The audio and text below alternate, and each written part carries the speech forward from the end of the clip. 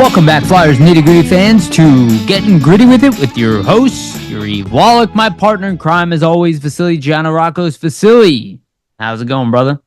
I'm doing really well, Yariv. The Flyers obviously have gotten off to a 1-1-1 start here throughout the first three games. So a lot of interesting things to talk about has happened throughout the games, and just some other storylines that have popped up. So we're gonna have a bunch to talk about. How are you doing, my friend? Doing well, man. We said at the end of the last episode we're going to actually have hockey to talk about, and we do. We do. And Twitterverse is back to its usual craziness.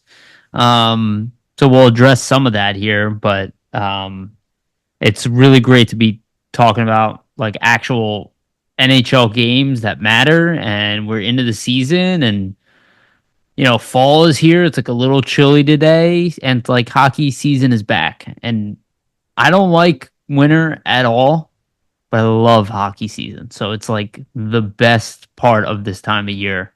We're not even into winter yet, but like I don't like winter at all. It's like a love-hate relationship for right. me, Yariv. Yeah. I'm the same way. I hate winter. I love summer. Yeah. But during the summer, there's no hockey. Right. During the winter, there is hockey. Yeah. So, You know what, though? But thank God there isn't hockey in the summer, because I would have such a problem because I love being outside. And it's like, I don't want to be inside every Thursday, Tuesday night, Saturday just night or whatever. Glued to the screen. Exactly. Right, exactly. So it does work out well. It is a great winter distraction. And I will say the combination of like the holidays. Did you guys already have your Thanksgiving? Yeah, we did on Monday. Right. So happy Thanksgiving to you. Thanks, Canadian Thanksgiving. So like, it's just like with all the holidays, like we have like obviously our Thanksgiving and then Christmas and like New Year's and all that stuff. Like we're kind of right back to back, and like around that time is kind of where the misery with the weather starts. And then hockey's like full force. So it's like it's awesome to have like the opposite. I don't want to be outside. It gets dark, but as soon as that darkness hits, the Flyers hit the ice and it's like, let's go. And there's a lot of exciting themes this season, just with Michkov and Luchanko making the team. Dude. So there's a ton going on, and I mean we have a great episode geared up for everybody. Yeah, we do. So yeah, before we get into it, I'll do my usual spiel here because I definitely want to get into the Flyers topic. So just want to remind everybody, please like and subscribe if you are listening. If you are not subscribed, please do so. It's the best way to support this YouTube channel. Also, the likes on the videos help us grow as well. So please do that if you're listening. Hit the notification bell for notifications. And for the audio versions, you can go to Spotify and iTunes. You can find it on other audio sources, but Spotify and iTunes is what we focus on. And give us a following and a rating there as well. Again, the best way to support our show. And a shout out to our sponsors, Jim Steaks, 4th and South. Make sure to go get yourself a cheesesteak. They have one of the best, if not the best, cheesesteak in Philadelphia. Make sure to go check out Jim Steaks. It's now getting colder out. A nice hot cheesesteak would do you well. Also, Summit Public Adjusters, 215-752-0560. Go to them for all of your insurance adjustment needs. They will help you facilitate all of your work with the insurance companies, all of your claims. They will help with the paperwork, the follow-up, all the headaches that come with dealing with an insurance company. Summit Public Adjusters will help you. Again, 215-752-0560. And also want to give a brief shout-out to our sponsors, SportsSpider.com. Guys, if you're tired of searching multiple websites for sports news, SportsSpider.com has you covered. They collect the latest articles, videos, and podcasts from around the web and organize them by your favorite teams. If you want to stay as up-to-date on our Philadelphia Flyers or the NHL in general, follow sportspider.com. Again, their link is in the description of this video. Make sure to go check them out. Okay, let's get into it. So we'll start with a small bit of news. All we know right now on Nick Seeler is that he is skating. He did not play in any of the first three games. Emil Andre has been called up in his stead. He is with the team as well. He has yet to play a game on this road trip. I kind of anticipated that. I told the people who listen to this podcast, I know a lot of people are freaking out online about it, but if you look at the way the defense is without Nick Seeler in the lineup, and if you replace him with Andre, the Flyers D is already somewhat undersized with Andre in there. He's even more undersized, so you either have to replace Zamula, which does not look like to be the case, even though some people online would argue for that. I would not. And then you have Drysdale and York. Like, you're kind of missing size on the back end. So Johnson has been in the lineup, but I will say hearing that Sealer is skating at least on his own is good, from the sense that hopefully it's not a long term, something that went from short term to something longer term. I will say I thought Johnson actually has done an admirable job in that position, but it would be nice to have Nick Sealer skating out there. He's just a better skater than Johnson at this point. He's a little smaller, but he doesn't play smaller. He's a physical guy, the blocking of the shots, and he can move pretty well. And he has great endurance for a guy's size. So hopefully we hear an update on him for next game. I don't anticipate him to be playing in next game, but hopefully he makes it for the home opener. Yeah, I would assume the home opener is when they're probably aiming for him to be back.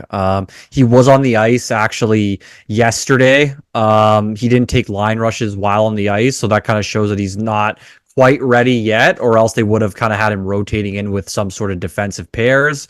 But it does look like he's making progress. Obviously, just on the reports that we've seen from out of like the Philadelphia beat writers that have been on the road trip here. So Yeah. I mean, everybody can tell that with Sealer out of the lineup, it does remove that element of physicality, shot blocking, some of that, or some of those aspects of the game that just you don't really notice, or don't notice how important they are until they're gone. And I think that is a bit of the case with Sealer here, right? Like, even if you look at last game, so Sealer would hypothetically most likely be playing with Jamie Drysdale. When you look at that Oilers game, Eric Johnson only 11 minutes 39 seconds of ice time. Jamie Drysdale only 13 minutes 54 seconds of ice time. So they were kind of being used as a third pair, where you have Ristolainen and Zamula. Like Risto with 18 minutes of ice, Zamula 20 minutes. So that kind of shows that without Sealer in the lineup, it doesn't look like they're very comfortable with giving Jamie Drysdale really a ton of minutes here as well. So I do really wonder, once Sealer gets put back in here, if we see Drysdale's usage kind of go up, along with Sealer's potentially as well, and they kind of balance out that Drysdale Sealer pairing, Zamula Risto pairing, and kind of have them both, sit around 15 minutes or so, instead of overloading Zamula and Ristolainen with extra minutes, right? Yeah, no, it took the words right out of my mouth. That's what I was thinking as well. Though we did say that pairing is essentially interchangeable, with Jamie Drysdale being so young, relatively inexperienced. Zamula is relatively inexperienced as well, but Ristolainen having the edge over Johnson, it just kind of makes sense as to why things went the way they did. Having said that, that was a crazy game. We can get into that. So the Edmonton Oilers did beat the Philadelphia Flyers in overtime. The Flyers did start off with a 2-0 lead. Obviously, Matvei Michkov's kind of, I don't want to say coming out party, because I think everybody was already talking about him, but it's where, you kind of saw the stardom take over. Now, he really only did that in the first period, but scoring 2 back-to-back goals, both power play goals early in the game, both with style. The first goal, most people didn't even know it was in, except for Michkov. But it was kind of a crazy game, like a game where the Flyers had the better of the play in the first period. Kind of expected it, because Edmonton's kind of reeling a little bit. They were really undisciplined throughout this entire game. They definitely started coming back at times. They tied the game in the second period, and then somewhat fortuitous bounce, or lucky bounce, by Brink to score the third goal. And then Edmonton obviously scored late off of Evan Bouchard's goal. Just a beautiful setup by the top line to tie the game and then send the game into overtime, where I would say the Flyers misplayed that overtime, and we were talking about it before we recorded, pretty dramatically on a lot of levels. And I'll just start with this, and then I'll pass it off to you. And then we'll talk about Michkov and everything like that individually. But I get why Tortorella put Couturier out there to take the draw, and then he wants to get Michkov, who's arguably their best forward, at least scoring forward, out there, with Travis Konechny. And I think Sanheim was the right pick. to put as a defenseman. But you saw, like, I saw that play happening. So did you, Vasili, right? Like, all three guys rush up at the same time. Sanheim's the guy with the puck. I do think it was a penalty, but they didn't call the penalty, so it's irrelevant. You have Travis Konechny complaining to the refs. You have Michkov not dropping down to the center ice position when he does get down. He turns before Konechny even gets the puck, and nobody is there. It's almost like they gave up on the play. And I get going all out to try to, compete with Edmonton, but you're dealing with arguably the top line in the league. Probably, I don't even know if it's arguable when you have McDavid and Draisaitl out there with Evan Bouchard. Maybe that's the best three that you could put out on the ice. The only other ones I could think of is Avalanche with Makar and Rantanen and McKinnon. So, to go head to head and just like try to outscore them in that moment seemed a little foolish. It is overtime. It's kind of crazy. But I think your initial gut instinct to put Sean Couturier in the game where you played him almost nothing was the right one. Have somebody responsible there to kind of handle that that rush, and then try to beat them on the second line. Shoulda, woulda, couldas, but I thought it was still a pretty good game by the Flyers. I don't really think they played poorly in any of these games. And it shows with their record being 1-1-1. Your thoughts, Vasili? Yeah, so just like as an overall for the first three games in general, I think that's a great way to put it. I don't think they've played overall like badly in any of the games. I think there's been stretches where they've played well, stretches where they haven't been that great and have been a little underwhelming in terms of like getting pressured in the defensive zone, not really being able to get the puck out, things like that. I think there's just been a lot of sloppy play, right? And I think that's something to expect for the first three games. Specifically with the Edmonton game, like I thought there was just so many penalties back and forth between both teams that there was just really not a lot of fluidness to the game. So there wasn't really a chance for either team to really cement themselves at 5-on-5 and really establish a lot of pressure. Special teams, I think, were the story for the Flyers and kind of really what kept them in it, right? Like they have the 2 power play goals from Michkov. Obviously, his presence on the power play has already added a boost to, a power play that's been terrible for the last 3 seasons. The Flyers penalty kill has really looked just as good as it has last season. They're able to keep the Oilers off the board, and that's no easy feat considering you have a power play consisting of Connor McDavid, Leon Draisaitl, Ryan Nugent-Hopkins, Evan Bouchard, and there's a lot of firepower for them to utilize. So the Flyers special teams, I think, was the main factor, and then being able to force, a Stanley Cup favorite in the Oilers to overtime. Funny.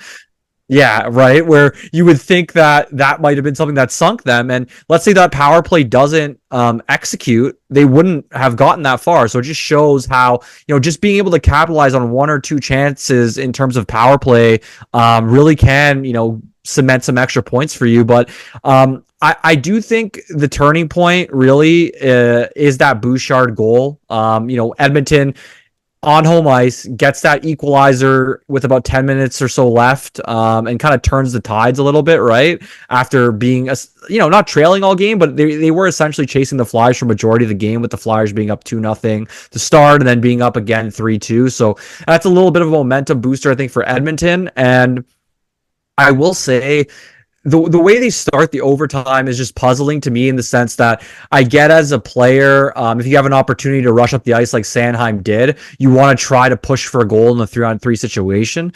But I think in that scenario, there's got to be a little bit of wherewithal to who is on the ice. Like I'm sure they know Connor McDavid and Leon Draisaitl are on the ice. And with that, I just think the decision making to rush ahead full bore, go for that breakaway chance, might have not been the best one, right? I think if you're the Flyers, you want to try to keep puck possession in that sequence, get McDavid and Draisaitl off the ice, and then you try to make your offensive push on the shifts afterwards, and really try to push the envelope and win the game. But yeah, I just think to your point, obviously Sanheim rushes up. I mean, you can call that a penalty or not. Either way, I think somebody needs to be covering for him. Obviously, if the defenseman's going to rush up, you need to have either Michkov or Konechny drop back and try to cover. Sam Ersson, I mean, what a save on McDavid for the breakaway. You really can't fault him at all. I mean, saves the best player in the world on a breakaway. Then arguably one of the top 5 players is set up, for a one-time opportunity right off the bat after that breakaway save. So it's tough sledding for Urson there, but I thought he played a really, really strong game and he's looked really good to start. So overall for the Flyers, I mean, you get a point against a Stanley Cup favorite by many's predictions to start the season. So I think just to get that point against Edmonton, to not kind of crumble after giving up that third goal late and just get to overtime, that's a good thing for the Flyers to build on. I do think there's a lot of things in the game that they did well. But there is still a lot to work on, and primarily I would say for Philadelphia, that 5-on-5 play, it isn't too concerning as of yet because it's only 3 games in, but there is something, to be left desired with their ability to control the puck 5-on-5 and also, sustain pressure 5-on-5 offensively right now. Yeah, no, I look, the one thing about an NHL season, like people go into it, like and we're guilty of the same thing, right? We talked about if the Flyers can be 20% on the power play, they can make the playoffs. It's like we're all making these assumptions based off of last season, and every season is different. There are new problems every season. So even a lot of people who assume that the problems you anticipate or you ran into the previous season is exactly what you're going to see the next season. That's almost never the case. There's always like new elements that kind of change how things go. The consistent thing, the new consistent thing is the PK has looked pretty good still. I don't know if it's still going to end up being top 5 in the league. Hopefully they can. The power play obviously has gotten off to a great start. I think they're at like 26% or something at this point. So they're, things, and obviously Michkov is a big reason for that. But there's just like elements of the game, like you said it best, right? They just look sloppy. They looked less sloppy in the game against Edmonton than they did in other games, especially with the forward groups. It seems like things are taking form. There seems to be a lack of patience for that. Again, it's not really fans' job to be patient. Like you can express yourself however you want.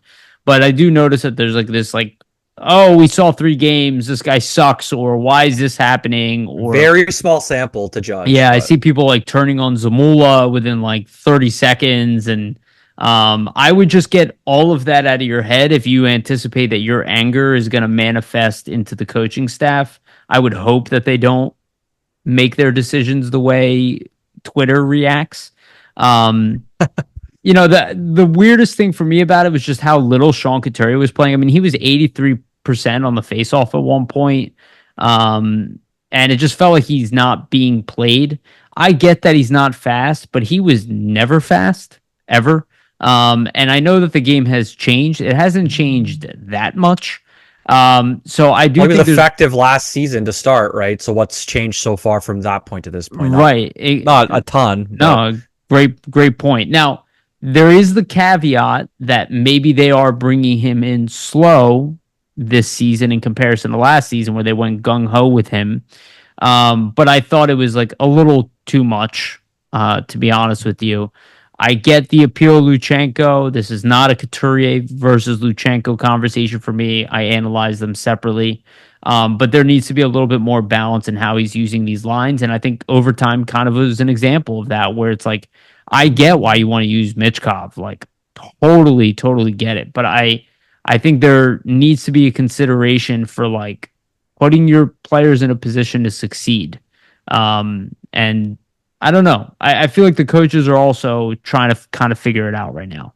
But I'm happy with what I've seen. I mean, the games have been entertaining. They haven't been shelled in any of the games. They've been in every game, even the game against Calgary. Like, yeah, Fedotov didn't play the best. And I would argue, if he had 1 or 2 big saves, Flyers would have been more into that game. But they also didn't play their best hockey either in front of him. But they weren't like dominated in that game. Like I had a friend of mine who goes, oh, like he just looked at the score. He's like, oh, Flyers got their butts kicked. And I'm like, not really. I was like, it was 3-2 for majority of the game up until really, mid third period or so. Right. And then things unraveled. But when you're on a back-to-back in a situation like that, it's not to say natural for that to happen, but the one team coming off the back-to-back is not going to have as much energy in the third period as the team that's rested. And that's just the case, right? Like, sure. And that can definitely play into it. But I also think it shows to go that the team just hasn't really found their groove yet. right? Like they kind Yeah. of had that problem with Edmonton too, right? They blew a lead with 3 minutes left. Last year, they were better at holding that lead with that much time left. They did have Carter Hart in net. Okay, that should be considered as well as Carter Hart and Ersson, but Ersson's been very good. So I just think the team itself is kind of working through the kinks overall. I think the D will probably stay the way it is, but again, the fours will probably be mixed up even a little bit more. I just think that there's still, the fact that they're not having the success at 5-on-5 they had last year. It just shows to the sloppiness. Like 5-on-5 is like that's where you get completely systematic and you roll your lines. And like you said, it was a game full of penalties, especially early on. The Oilers kept taking, and it was great to get power play time, but it does kind of mess up your line combinations and who goes out there when. So it's very small sample size so far, but I think the Flyers, I'm hoping as they get to Seattle being the next game, another 10 o'clock game, as they complete that game, that they'll kind of work out a lot more of these kinks where they can kind of hold on to leads or not have breakdowns in the game. We'll see. It's still early in the season, but so far it's way too early to attribute like an overall definitive answer on anything we've seen so far. But Yeah, I will say it's it was so early. good to see them compete in every game. Do you want to do like a bit of a comparison, Yariv, in terms of like special teams to 5-on-5? We Do you have have that do you kind have of. data? Yeah, I do have some stuff, so we Yeah, can kind of hit go me. into that and then go into some other players. Yeah, let's So do it. yeah, just to start, like obviously special teams are huge. We kind of touched on the Flyers just looking a little better, both penalty kill and power play to kind of begin the season. So far the Flyers are 26.7% efficiency rate on the power play through 3 games. That's 10th in the entire NHL right now. On the flip side, on the penalty kill, they are an 85.7% efficiency rate. So that places them at 11th. So that just shows, I mean, you're only 3 games in. Obviously, it's very, very small. But, a top 10 power play, top 11 penalty kill. Not to say they're going to stay there the whole season or anything, but if they can stay within the top 15 range in both respective categories, that's going to place them in a great position to win more games than they lose, right? Like that's what we said on this podcast for many years. Like special teams are huge. 5-on-5, obviously great, big as well. But if your special teams actively are, the bottom half of the league, it's going to be very hard for you to pull out victories in games. And then vice versa, we've seen a little bit of a difference from last season, right? Like the Flyers were a really good 5-on-5 team. Not to say that they haven't been that great or anything at 5-on-5. I just think they've been sloppy, which can be said for a lot of teams that they've played. Like a lot of the games they've played in general have been sloppy, but at 5-on-5, they have 9 goals against versus 4 5-on-5 goals. And I did have another interesting stat here too, just to lead into 5-on-5 talk, but essentially so far, like in terms of high danger scoring chances 5-on-5, the Flyers have not been able to produce more high danger scoring chances than their opposition. So in the Vancouver game, the Flyers had 2 high danger scoring chances at 5-on-5 in comparison to Vancouver's 7.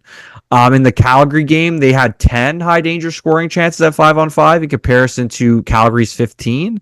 And last night against the Oilers, they had 6 high danger scoring chances at 5-on-5 in comparison to the Oilers 7. So obviously it's not a great trend to see. You want to see the Flyers start to, play a little bit better at 5-on-5, create some more, scoring chances. It's still early, but it's something that I did want to point out just to kind of show that it looks like to begin early on here, the special team seems to be executing at a higher rate, whereas the 5-on-5 play doesn't seem to be at the same level. But like we said, right, small sample size, but something to mention. Yeah, because you can't. It's great that the special teams is going well, but you can't let the 5-on-5 play drop. So it's something they're going to have to clean up. It's noticeable in the games. It's been the frustrating points of the games where, they're just missing reads on one another. They're kind of. This was a problem last year, but they're still kind of one and done a lot of times in the offensive zone, right? They'll get in, they'll get a shot on net, but they won't be able to cycle the puck as well. Not sustaining that pressure. And I think that's been a little prevalent where you see the Flyers will have a lead like 2-0 against Edmonton Right. last night. And if they do have more of a 5-on-5, pressure kind of in their offensive zone, they probably are able to add to that, even in the first period, right? Plus, and you wear down your team playing defense. I mean, it takes a lot more out of you to play defense than playing with the puck, and um, it's something they're going to have to clean up. There's no line on this team, despite again what people will try to say online that you can point at and be like, oh, they're terrible. So you should be able to be a consistent 5-on-5 team. You might lack like the number one center and the true number one defenseman at this point, but you definitely don't lack a squad that can compete on every line. So that should adjust itself. I do expect the 5-on-5 play to get better, but they haven't shown it so far, and it does show obviously in the scoring numbers. And if they want to win games, it's something that they have to clean up. The fact that they're close to top 10 in both categories, we'll see if that's consistent. I imagine the PK will actually move up and the power play will probably move down a little bit, but That's my thoughts. Yeah, we'll see.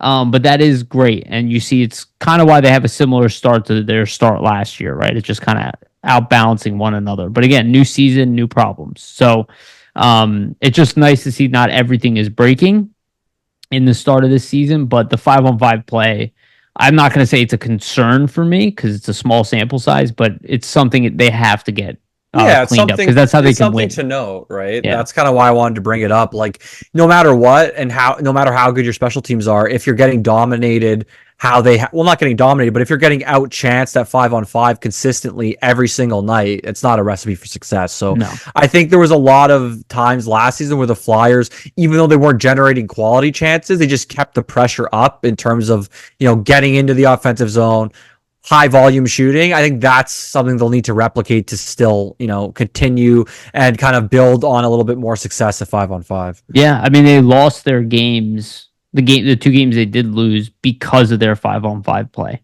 Yeah. So, would they be 3-0? I don't know, but if they cut down half of those or three of those even strength goals, they'd be in a better position in the point standings right now. So, we'll see. But let's get into the players. Let's talk about specific players, and let's talk about the elephant in the room, Matvei Michkov.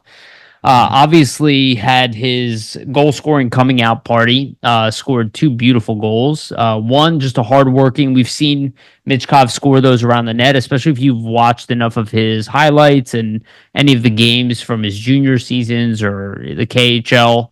That is something he's commonly done, is kind of sit at the side of that net and do those tuck-ins.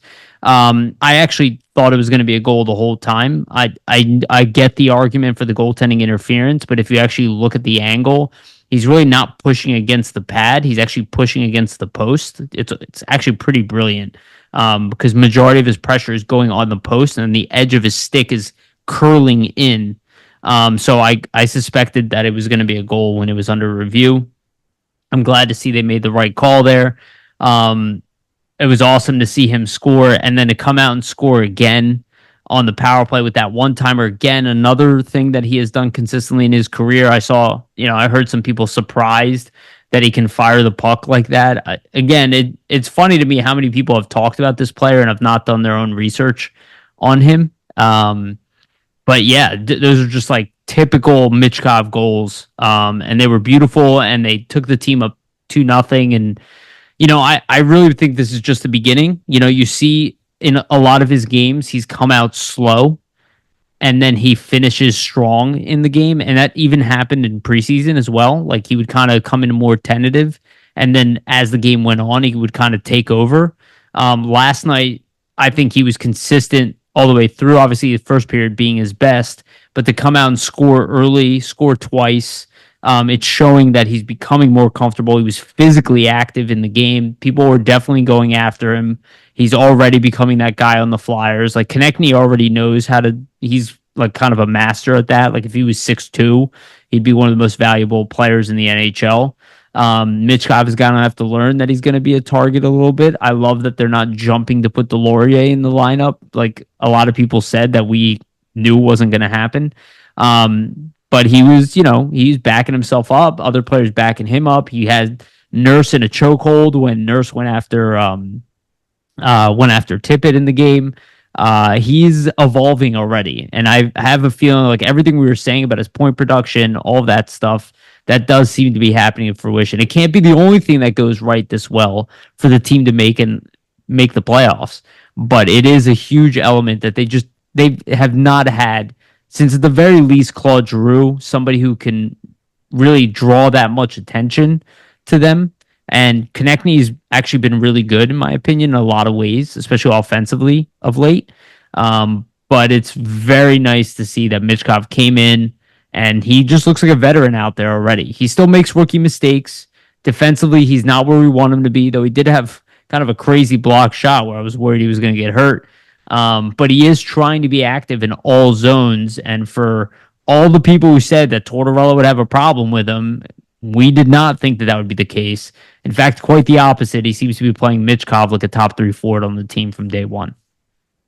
Yeah, no, I mean, he is really playing Michkov like a top three forward, especially when you consider the like time on ice usage. So for 3 games already, Michkov firstly is tied in points, with Travis Konechny, Bobby Brink, Joel Farabee, and Morgan Frost for the team lead. So that's 3 points. Tied with Travis Konechny for the team lead in goals, and that's 2 goals. But yeah, Michkov's time on ice is 18:23 of an average to start off. So for a rookie, you don't really see many rookies play 18 minutes plus a night to begin their NHL career. So that just shows the trust, obviously, that I think John Tortorella has in him. And I think Tortorella realizes as well that there's going to be mistakes, but for him to learn, he has to kind of be put into these situations. And that's how he will eventually learn through that experience. Like the upside's so high. It's worth it. And even during the presser, the post-game presser last night, like Tortorella mentioned, there's even things that they're teaching him that he can see that he's already kind of grasping and latching onto in terms of coverages and just the defensive side of the puck. So I think Michkov's a very fast study. Like he obviously has a great hockey mind and hockey IQ in general. So in terms of assimilating to the Flyers, like their style of play and kind of what the coaching staff wants him to do on the ice, I think that's going to be not a seamless thing, but pretty close to as seamless as you can get, just in terms of an 18-year-old and usually what an 18-year-old can kind of pick up and actually execute on so early in their career. And it seems like for Michkov, he's doing that at a pretty high level already. But yeah, like I just think for him and the way he started and really what I've seen and been so kind of fascinated by is his ability to not only create offense, but just take risk and not kind of be afraid of what might occur, right? Like there's small openings on the ice or small passing lanes and kind of situations where players might not try to make that pass or make that play, but Michkov doesn't have the fear in his game right now to kind of hesitate. And I think that's a huge thing, especially on the power play, right? Like if you look at the Flyers power play from last season and this season, I just think the hesitation was so large. Whereas with Michkov on it, they seem a little bit more calculated in terms of what they want to do out there. And just in general, right? Like he seems like a calculated player.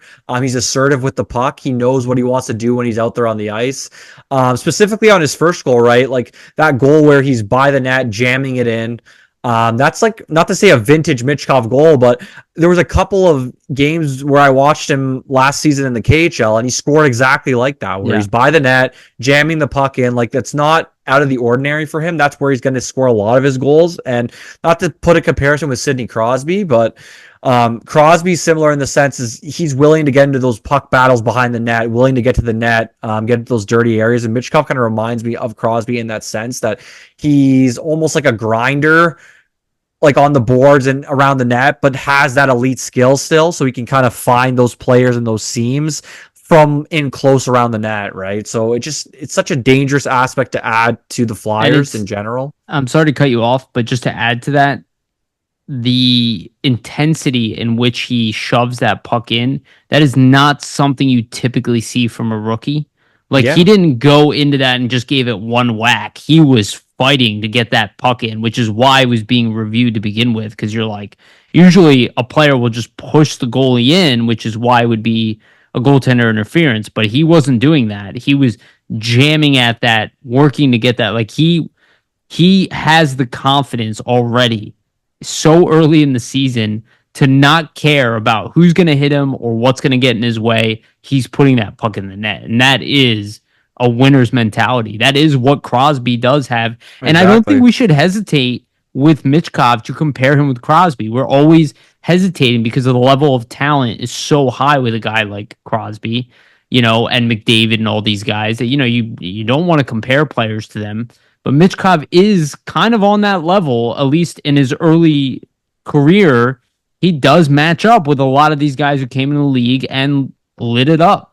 Yeah, to start, exactly. And that's kind of why I want to bring it up, just because you see those elements of his game and some of these other superstars that you've kind of watched Right. throughout the years, and you see that what's worked for them seems to be working for him in terms of what he's kind of trying to execute on the ice so early. But I do totally agree with your sentiments, Yariv, just in the sense that as the games have gone on here in the first three, you see him becoming more comfortable and you see him getting just more confident in what he can try and his abilities and what, might work at this level for him.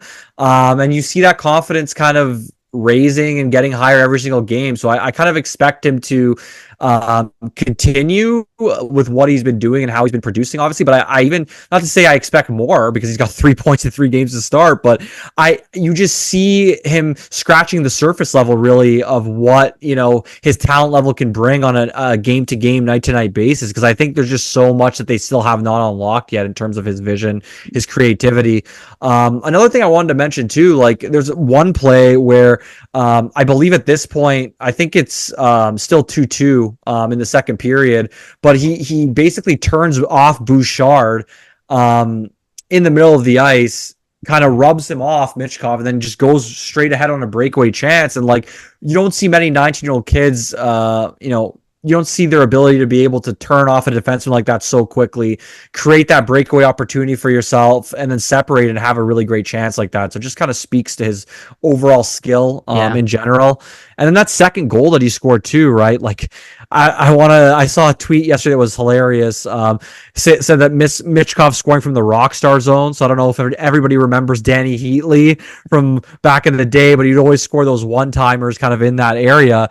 And just for him to corral that puck close to the feet like that, like it wasn't a perfect pass, but he's still able to get the shot off, get it off with velocity. Once again, just speaks to, his skill level and just how great of a shot that he has, kind of being able to get it off in that manner when it isn't really on, naturally on the tape like that. So yeah, I just think for Michkov, the first 3 games, you see so many elements of his game already coming together. I just think it's so positive in the sense that as the season goes along, you're going to see even more of his skill level, continue to come to the surface level. He's going to continue to try different things that we haven't seen yet.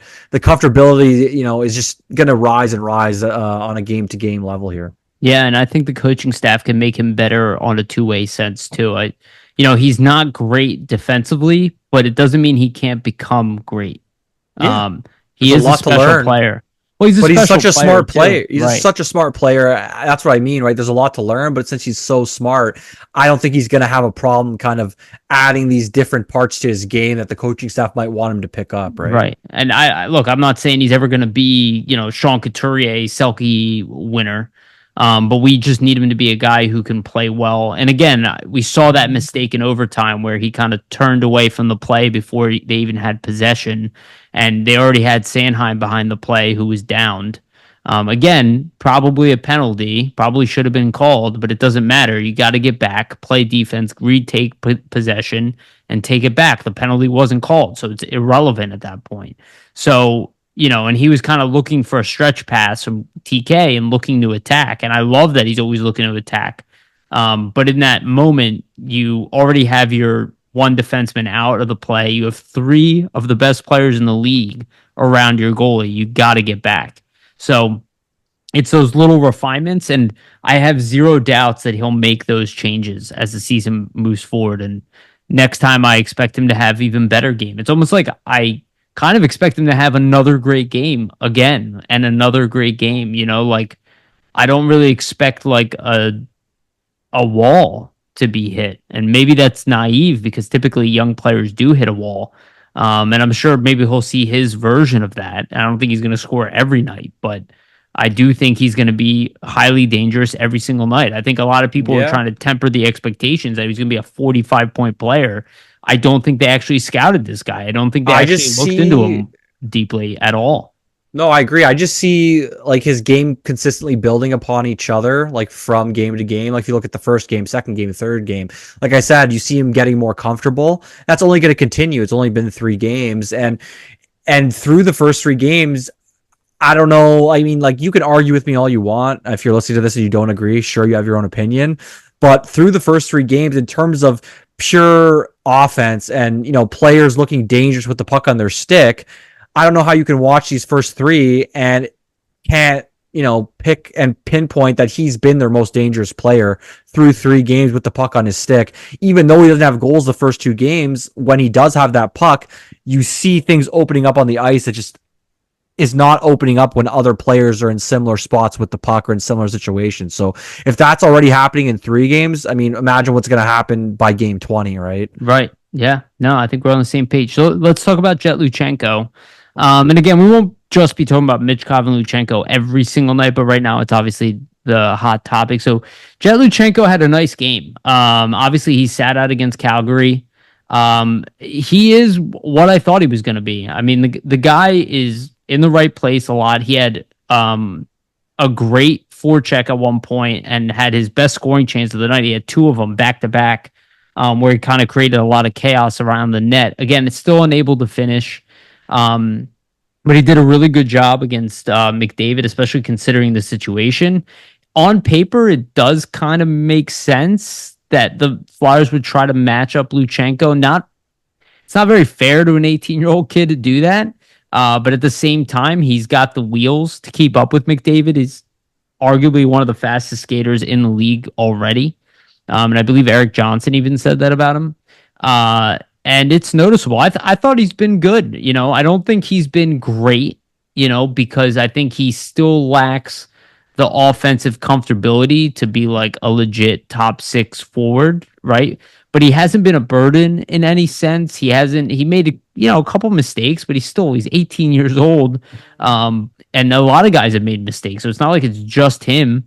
I understand why Tortorella is so high on him. I was high on him. I'm still not sold on him staying here all season. I don't know what's going to happen. Tortorella is definitely playing him like he will be here all season.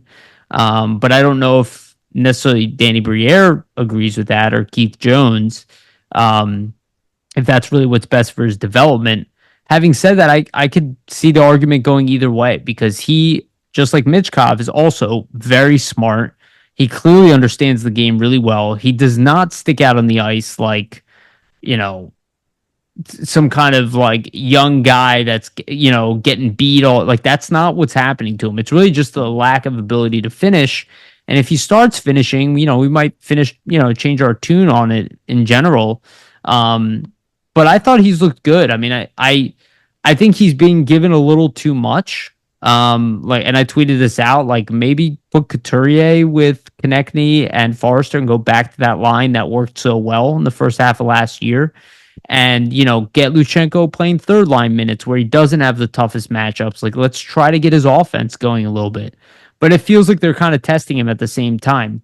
I don't necessarily think he's failing in any way, but he's not producing enough offense to offset. Having said that, I saw him make some really nice plays on the power play. The guy is highly skilled. He's playing in the NHL before he should probably be here, and he's not looking at a place. So I'm kind of in a weird place with it because I'm like, on one hand, I'm like, kind of get it, like he's legit. Like I'm a big Jett Luchanko fan. It's just still that same, like, are we hurting his development thing going through my head. But I do kind of trust them on the maturity aspect. It shows on the ice. It shows the way he responds to plays. It shows even that penalty that he took on Corey Perry where, like, it was a penalty, but, like, Corey Perry kind of grabbed his stick and pulled it up to his face and kind of drew the call. And look, it's a Corey Perry move. I kind of respect it if it's on our team. It's annoying when it's on the other team.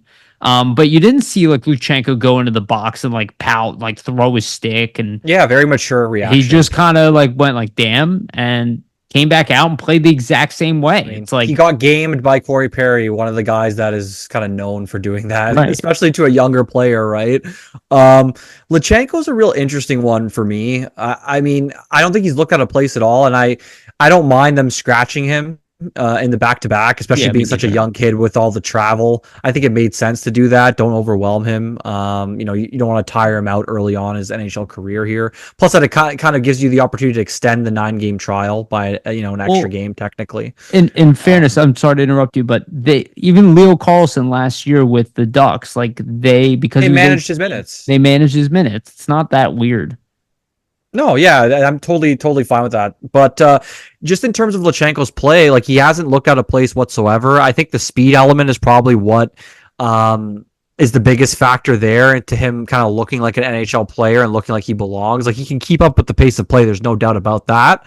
And he, is in a lot of the right places at the right times, really good positionally. I think there's a couple of coverages where he might have missed out, like that Teddy Bluger goal in the opening Vancouver game. He has a bit of a missed coverage. Even Tortorella acknowledges it in his press conference, but even he said that it's a learning experience for Luchanko. There's going to be mistakes as an 18-year-old, and these are things that he can learn from. And as we see, you don't see really any missed coverages from him leading to goals in the Edmonton game here. It's a bit of a tough scenario for Luchanko because I'm not really sure where they're going to go forward or what they're going to do. Like, you look at John Tortorella, he's using him effectively as a second-line center right now. If you look at time on ice for all forwards, or all centers, you have Morgan Frost with 17:29 time on ice leading all centers. Then you have Jett Luchanko second with 15:48 time on ice per game. Then after that, you have who do we have here? We have Ryan Poehling, 13:41 time on ice per game, and you have Scott Lawton, 11:32 if you count him as a center, and Sean Couturier actually has 12:43. So you have basically, in terms of usage, you have Frost with the most time on ice, Luchanko, Poehling, Couturier, then Lawton. So if you're going by that metric, like John Tortorella seems like he wants this kid to stay around. I think he's going to be banging the table for them to keep this kid. And he's probably going to point to the fact that, how are you going to take this kid away from me and send him back to junior when the way our lineup is kind of structured right now with the center depth, like I'm using him effectively as a second line center. Should he be used as a second line center right now? I mean, I don't know if that's the right place for him. I think they might be giving him a little bit too much to kind of chew on to begin his NHL career. Like, sure, could he have been matched up against Connor McDavid last night? He was, and he did a fine job. Is that the best place for him to develop? I just don't know, right? Like, I just don't know if that is a place for his offensive game to kind of blossom when you're taking on the best player in the league, right, and trying to limit them offensively. Obviously, it's a great experience for him to get into these games, and he hasn't looked out of place.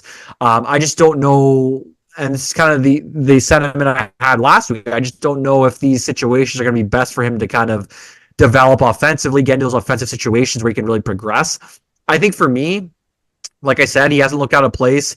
You've seen a lot of really good plays so far offensively, a lot of smart plays, a lot of, good setups on the power play. His speed really can open up the ice on the rush and kind of give the Flyers, some offensive creativity there. I think for me, if they're going to keep him, I just want to see some offensive production, right? Like, it's been 2 games. He has 0 points. If he plays the full 9, at least give me like 3-4 points to show that there's some offense. If he doesn't score a point in 9 games, like, I don't think it's wise to keep him if that's the case, right? Yeah, he does seem like he's getting closer to producing though too. Yeah. So I am very curious with him. He does seem like a very unique case. I still side on the side of caution. And again, it's not our call to make. But it seems like he's learning, right? As we're going, like the offense seems to be coming slowly and like from game to game here. So I just think maybe as we get to that 8th, 9th game, maybe you kind of see it start to pop a little bit. Yeah. And that's natural for a young player. Like, it's not going to be a straight line in terms of, okay, this is what I need to do to kind of be successful offensively at the NHL level. There's going to be a progression. There's going to be a learning curve. So maybe that's what the Flyers are kind of hoping to see. And then once they do see a little bit of that offense come, they know that, okay, we can kind of stick with Luchanko here for the rest of the season. But if we're just looking at the tea leaves and how Tortorella's using him, I mean, it seems like he's going to be here all season to me. Right, right. It's not Tortorella's call at the end, though does have a big voice in the room. But we'll see. We'll see what happens. I don't think either direction is going to be the end of the world. I don't think for sure he's going to be ruined if we keep him the entire season. No. There's just precedent to look that, potentially players have been held back. There's no way to actually prove that either. So, but I will say for how young he is outperforming guys who are coming into the NHL at 19, 20, 21 as rookies. His game is more refined than theirs. So my hopes for him are still very high. And Those little details are what's there, right? Right. But I also do trust them that from what I've seen and what the way he handles himself on the ice is that he probably is the type of guy who can put up 20 points this season and then double that next season and then double it again. I think he is probably that type of mentality. I just wouldn't risk it personally, but I'm enjoying the ride so far. So let's get on to other players. So we mentioned it already. Couturier had a team low in ice time yesterday, just over 9 minutes, like 9.5 minutes. I forget the Very exact surprising number. to me. Yeah, I don't think that it's warranted. I don't think his play has warranted such a low amount of ice time. Again, it's a little deceiving because even strength, he doesn't necessarily have low ice time, but because he's not being put on the penalty kill or the power play, his ice time is dropping even more because he's not getting those minutes that he used to get in between. Having said that, I love Garrett Hathaway. I thought he actually played really well on the penalty kill. I like Ryan Poehling a lot. I think obviously the TK the TK Lawton combination something that just works. Yeah, you have to keep that together. But you can't tell me that Sean Couturier, who is the best face-off guy on the team, isn't a huge benefit on the penalty kill. And you can't tell me that Luchanko is better on the penalty kill than Sean Couturier. And I don't think Couturier had a bad game yesterday either. I didn't see anything from his shifts on the ice. I don't think offensively he's been driving play that much, but I can make the case for a lot of guys with that. Yeah. So I'm a little confused by it, but again, we kind of mentioned it already. They could be trying to limit his minutes just to bring him in slowly. But something's got to give here because Torts has always been really good at being honest. We can say he doesn't like Couturier, but he did like him the half of last year. If the guy performs, he puts him out there. So I am wondering if it's a little bit with his drive to keep Luchanko here that he's kind of just taking minutes away from Couturier to do that because, quite frankly, down the line, Luchanko theoretically will be playing the Sean Couturier role only with eccentric wheels that we have not seen on this team, really not down the middle for, I can't remember the last time the Flyers had a center this fast. So never. I get the appeal, but I just think he needs to do a little bit better of a job balancing the minutes out on the PK. Because I think Couturier is being underutilized, and I think it's almost a shame. And like I said, if they would have kept Coots there in overtime for the beginning of that game, I don't think the Flyers would have lost that game in the very beginning. I just don't think he's going to rush up. Yeah, he wouldn't have rushed up if you have two guys also rushing as well. That's just not his play style. He's always going to kind of have that defensive. He would have hung back. He would have been the number one defenseman. That's what I mean. He would have had that defensive mindset. So. In fact, and I'm sorry, I'll let you come in, but I would even argue that you could put Sean Couturier on defense, and he would be one of the best defensemen on this team. So probably in terms of defensive instinct, I have no doubts about that. But yeah, he played 9 minutes 52 seconds of time on ice. I definitely understand you wanting to limit his minutes, but there comes a point where limiting is actively kind of. He lost some of those minutes because he was in the box for 5. Also. Yeah, but still a little bit of a detriment to the team in a sense, right? That's my point. Can anybody actively say that Garnet Hathaway should be playing more than Sean Couturier on a nightly basis or Ryan Poehling? I don't know. That's not my opinion, personally. I just think I look at that and I say to myself, what's the reasoning and why? Because speed, Couturier, speed seems to be it, right? And that's kind of what I want to bring up here. But it's also not manifesting in 5-on-5 play. Yeah, it's come up in the past, right? Like John Tortorella and the way he views a hockey team apparently is that he wants his, down the middle to be very quick, his centers to be very quick. Sean Couturier is obviously not the fleetest of foot at this point. I just think though that he's never been a speedster. That's never been his game, and he was so effective last season, and also like just to start the season, obviously halfway through he drops off, but he was so effective last season playing the same style. Obviously wasn't a burner last season, and you were able to use him. So there must be something else at play for me, for them to kind of limit his minutes so much to start. Like it must be a retroactive decision by the team to say, hey, we're going to really limit him to start, and kind of ramp it up as the season goes along. Maybe that's to ensure he stays healthy all season. I don't really know the reasoning. I just think you can't actively look at the, box score and tell me that, yeah, like I definitely should have Garnet Hathaway and Ryan Poehling playing over Sean Couturier, and that's a great decision, and that's probably going to help my team win on more nights than not. Like I just don't agree with that personally. I think at the very least you need to be giving him like 13, 14 minutes a night, third line type of role. Right. Right. And I think that would be totally fine based on kind of where he's at right now in his career, the injury history. I just think 9 minutes is just not enough to allow a player to kind of, first of all, make an impact on the game. Second of all, kind of get into a rhythm as the season goes along, because you're not really letting the player dig himself out of a hole if you're consistently going to play him less than 10 minutes a night. Right? Yeah. Well, we got to wait and see. Like that might change, like we're saying, but it's something that, is just noticeably an issue. And I think it's actually, like you said, I think it's actually hurting the team to do what you're doing, to overplay an 18-year-old who isn't 100% NHL ready, and then to not utilize your former Selke winning center. Like that's what I mean. Like, and it's not to say that I want Luchanko sent back to golf or anything. I think he has assimilated here pretty well. He looks like he belongs. You have to look at it from this perspective. You're playing Luchanko in a top 6 role. Is he ready for potentially top pairing, defensive pairings, or, a second pair defensive pairing on some of the best teams in the league? Is he ready for that type of kind of usage? And is he ready to go up against those types of players on a night to night basis? Right. I think that's what you have to evaluate here. He might be, but I just think Couturier, you've seen a legitimate sample size of him going up against these other teams' best defensive pairings on a nightly basis for years.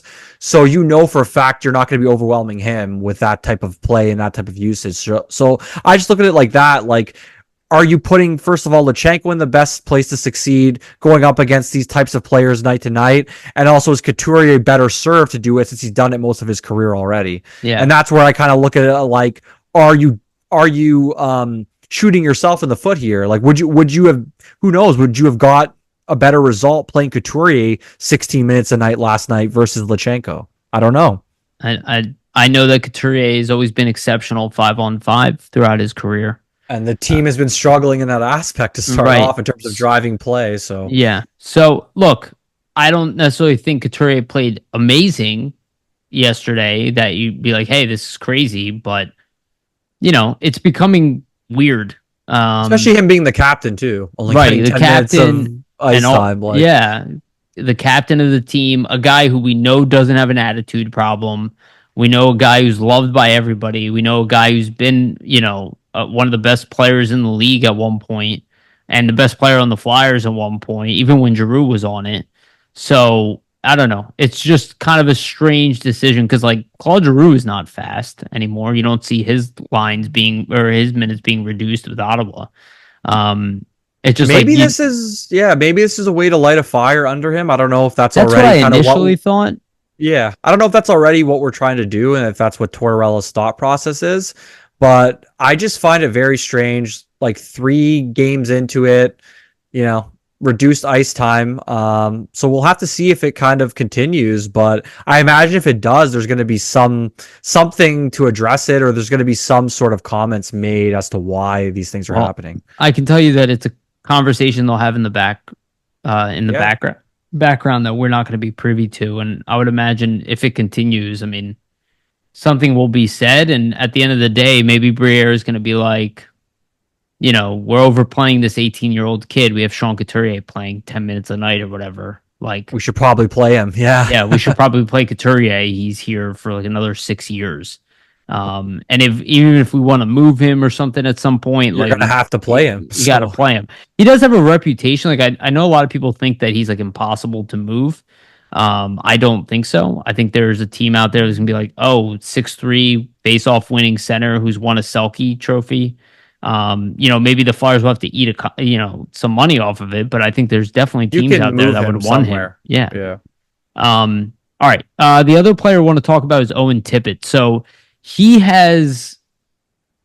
looked really good last night. I'll say that. He did not score. That chance off the rush, like, would have been almost goal of the year Oh my if he would God. have scored that. But what a move. He literally dipsy-doos, takes the puck, puts it between the stick, puts it back through the guy's legs, and then rips the bar. Yeah. What a play. I know the Jason Martinez thing where he's like, I feel like Tippett doesn't know how good he is. I don't know if that's necessarily true. I think he's just kind of warming up. He didn't have a great preseason. He's just kind of finding his game right now. He looked very good last night. He definitely should have scored. Like I even had a tweet during the game. Like I would imagine this guy scored, and he came close several times. So I think there is some chemistry now for me. I don't think there was much. Only on the power play was it really evident between Tippett, Frost, and Michkov. I think there is some that's manifesting now. I'm seeing it a little more at 5-on-5, but I think a lot of that has to do with Tippett kind of driving the play on his own. And he's not a guy who like needs a elite playmaker to stand out in a game. It will help him to produce. And it does help him to play with Frost, but he's the type of guy, like you just put the puck on his stick and he's like a cruise missile. He just flies up the ice, and when he gets an opening, he shoots. I think he just needs to continue to do what he's doing, because if he has more games like the one he had against Edmonton, I mean, he's going to start scoring goals. I just really like the way he looked. He looks big and strong and aggressive, and it's kind of like he looked at his best last season, only he didn't have the points to show for it, at least the goals to show for it yesterday. Yeah, no, he's looked good to start. Obviously the speed is what is the most noticeable. He's just so fast out there. For me, I do think the first two games he was having a little bit of trouble hitting the net. Like he was getting into, positions in the slot and stuff like that, where you would have liked to see him hit the net, either create a rebound, something like that. But like you said, I think he's starting to get warmed up a little bit, especially after last night's performance and just the way he played and how many chances he was involved in. I think for me and for Tippett, and I think just the Flyers coaching staff would have the same thoughts in general. He has such a great shot. I want to see him shoot even more if that's possible. Like he already has 9 shots in the first 3 games. Not to say you just want him to shoot it every time he gets it, but such a dangerous shot. I just think, rip it anytime you have a chance. And he can beat goalies from distance with that shot. So sometimes if you can kind of catch him off guard, you never know what's going to happen. But I fully expect him to probably have a multi-goal game coming up here in the next little while, I would imagine, especially since he hasn't scored yet. I think once he has that first one go in, it might be, a couple of games where he gets on a bit of a hot streak. I think that's going to be the thing for Tippett this season, though, right? And we've seen it the last couple of seasons where he's a streaky scorer. Like he might go 5-6 games, like let's say a 5-game period, he might have like 10 goals in 5 games or something, and then he might go 5 games where he has like 1 in 5. And I think that's kind of where the Flyers want to see him take the next step. Become a little bit more consistent. Maybe in 10 games, a 50% ratio where you get 5 goals every 10 games. That would be, amazing. I don't know if he's going to be able to do that consistently, but I just think that's where the Flyers want to see him improve. And that's kind of how he gets closer to that 40-goal echelon, right? If he can consistently become that goal scorer on a nightly basis versus just, every 10 games or so, or getting on those cold streaks. I think that's what they probably want to see him eliminate. And I think with Michkov, really, the sky will be the limit for him once they kind of start to develop a little bit more chemistry. Because think about just the seams and the passing plays that Michkov, we've seen him make so far. As these guys play together even more, he's obviously going to realize where Tippett likes to, situate himself on the ice more often. And many things like that. So I think there'll be more of an opportunity for him to kind of get those types of passes from Michkov where he wouldn't have had that obviously in prior seasons. Yeah. Even though Frost is a good playmaker, he doesn't have that same vision or creativity. Right. And Frost is one who's going to be a benefactor to Michkov too, right? Like I think even to start the first 3 games, I've seen his play offensively has looked even better than last season. Yeah, I agree. I thought Frost looked good. I don't think he's looked great. I think he has another gear to him For sure. but he's been consistent from game to game. There hasn't been a time in the game where I think he looked subpar. Or he's dropped off or anything. Right. I think we've seen that happen the last couple of seasons. So it's going to be interesting. I think with a guy like Michkov, I think, Frost is going to be even more of a guy that probably jumps off the page just because of that skill, like 2 highly skilled guys playing together, right? Yeah, absolutely. So let's take a moment to look at the defense. They kind of been a topic of conversations because there's a big recency bias when people talk about stuff, but like obviously against Edmonton, I don't know if the defense was the weakness. I would definitely wouldn't say that. But the top pairing wasn't as good as they have been.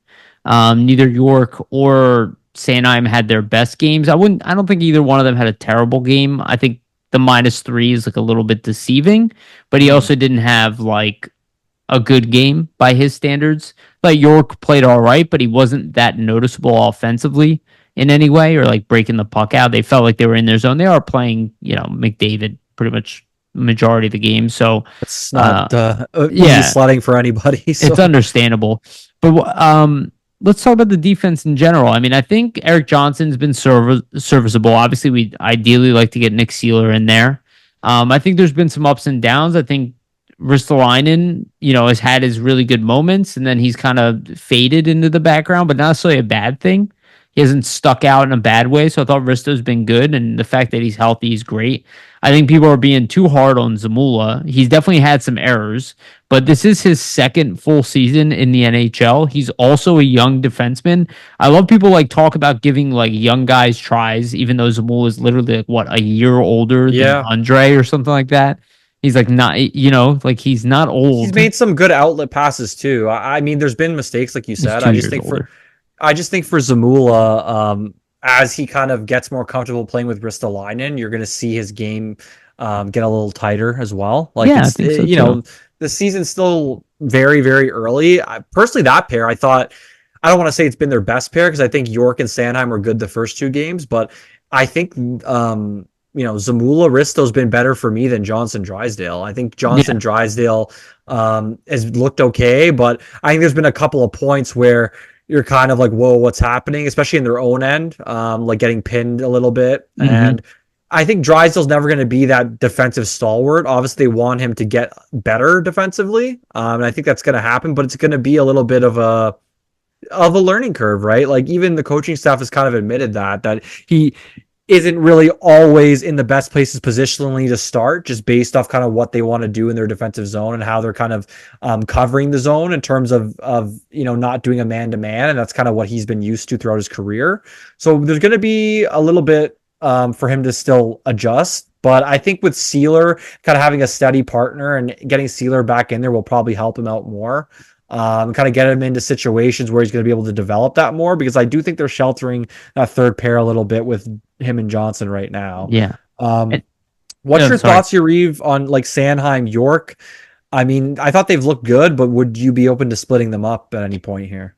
Not based off of what I've seen so far. I think there can be a conversation around that. But I would just go with what the Flyers currently have right now, because the same grace we give, that we're giving the forwards and all that and allowing them to work through it, I think we have to give the defense that. I think there is a world to that. We talked about potentially putting Sanheim with Risto and putting Drysdale with York, right? And then having Zamula maybe play with Seeler, right? Maybe move Zamula to the right side. I think we could see that at some point. I wouldn't do it at this point, but a lot of people screaming to have Andre in it, and I really like Andre. I am high on him, but I'll repeat myself again. Like, he's 5'9". He's not a small 5'9". Like, he is strong, this defense is not very big and strong to begin with. It's not like Yeah. it's littered with huge guys on it. And Zamula being 6'3", he doesn't play like He a doesn't play massive physically. player. Yeah, he's not a great physical presence. Drysdale isn't either. York is physical, but he's also somewhat undersized, especially for a guy playing a top pairing role. You put Andre in there, that's a small D. Well, you're over amplifying that weakness at that point in Yeah. terms of size and physicality. If you put him in there, not to say he won't handle it, but I just think you're opening yourself up to, let's say, if you do play a more physical team, for them to take advantage of you in the corners, Like Seattle. Board battles. Yeah, exactly. Like Seattle, who they're about to face. So I do want to see Andre play. I don't want to get rid of him. I don't, nothing like that. I imagine him in an NHL role in the future, but I think the dynamics of the D might have to change a little bit. We'll see if anybody gets injured. I think he's a great step in for Drysdale or Zamula. And so far, we're not going to see that. So people are yelling and screaming about him, but he is practicing with the team. Yeah.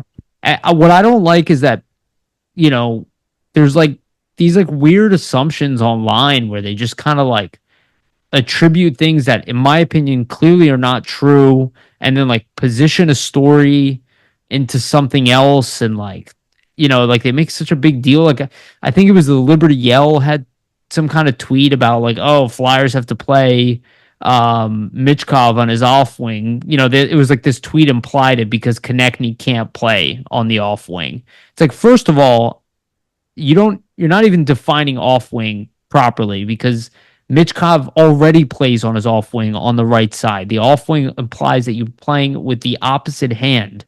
Yeah, the opposite handedness that you shoot. He's already a left-handed shooter. Yeah, and wanting a left-handed player to play the left wing is not a crazy thing to try.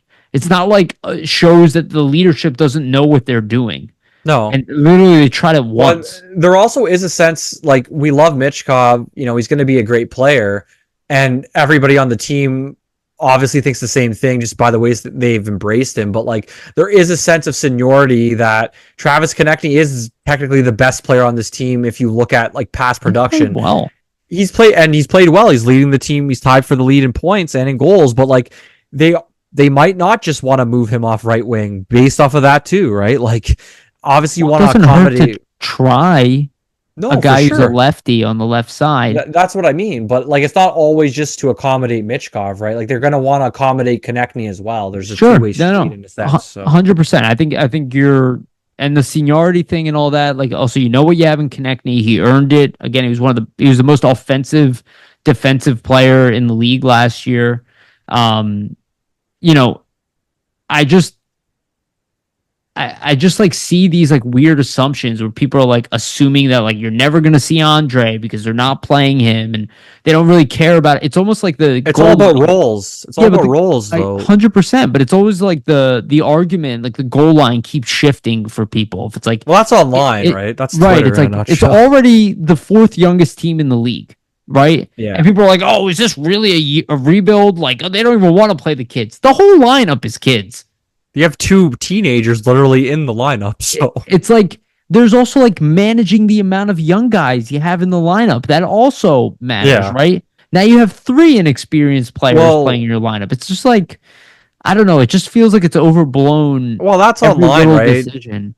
That's online, Yariv. That's just, we've been on Twitter too much, I think. We gotta get off here. True. But I would say like it's about roles, right? Like, they're not gonna plug Emil Andre, who's a more offensive style defenseman, transition type plays 26%.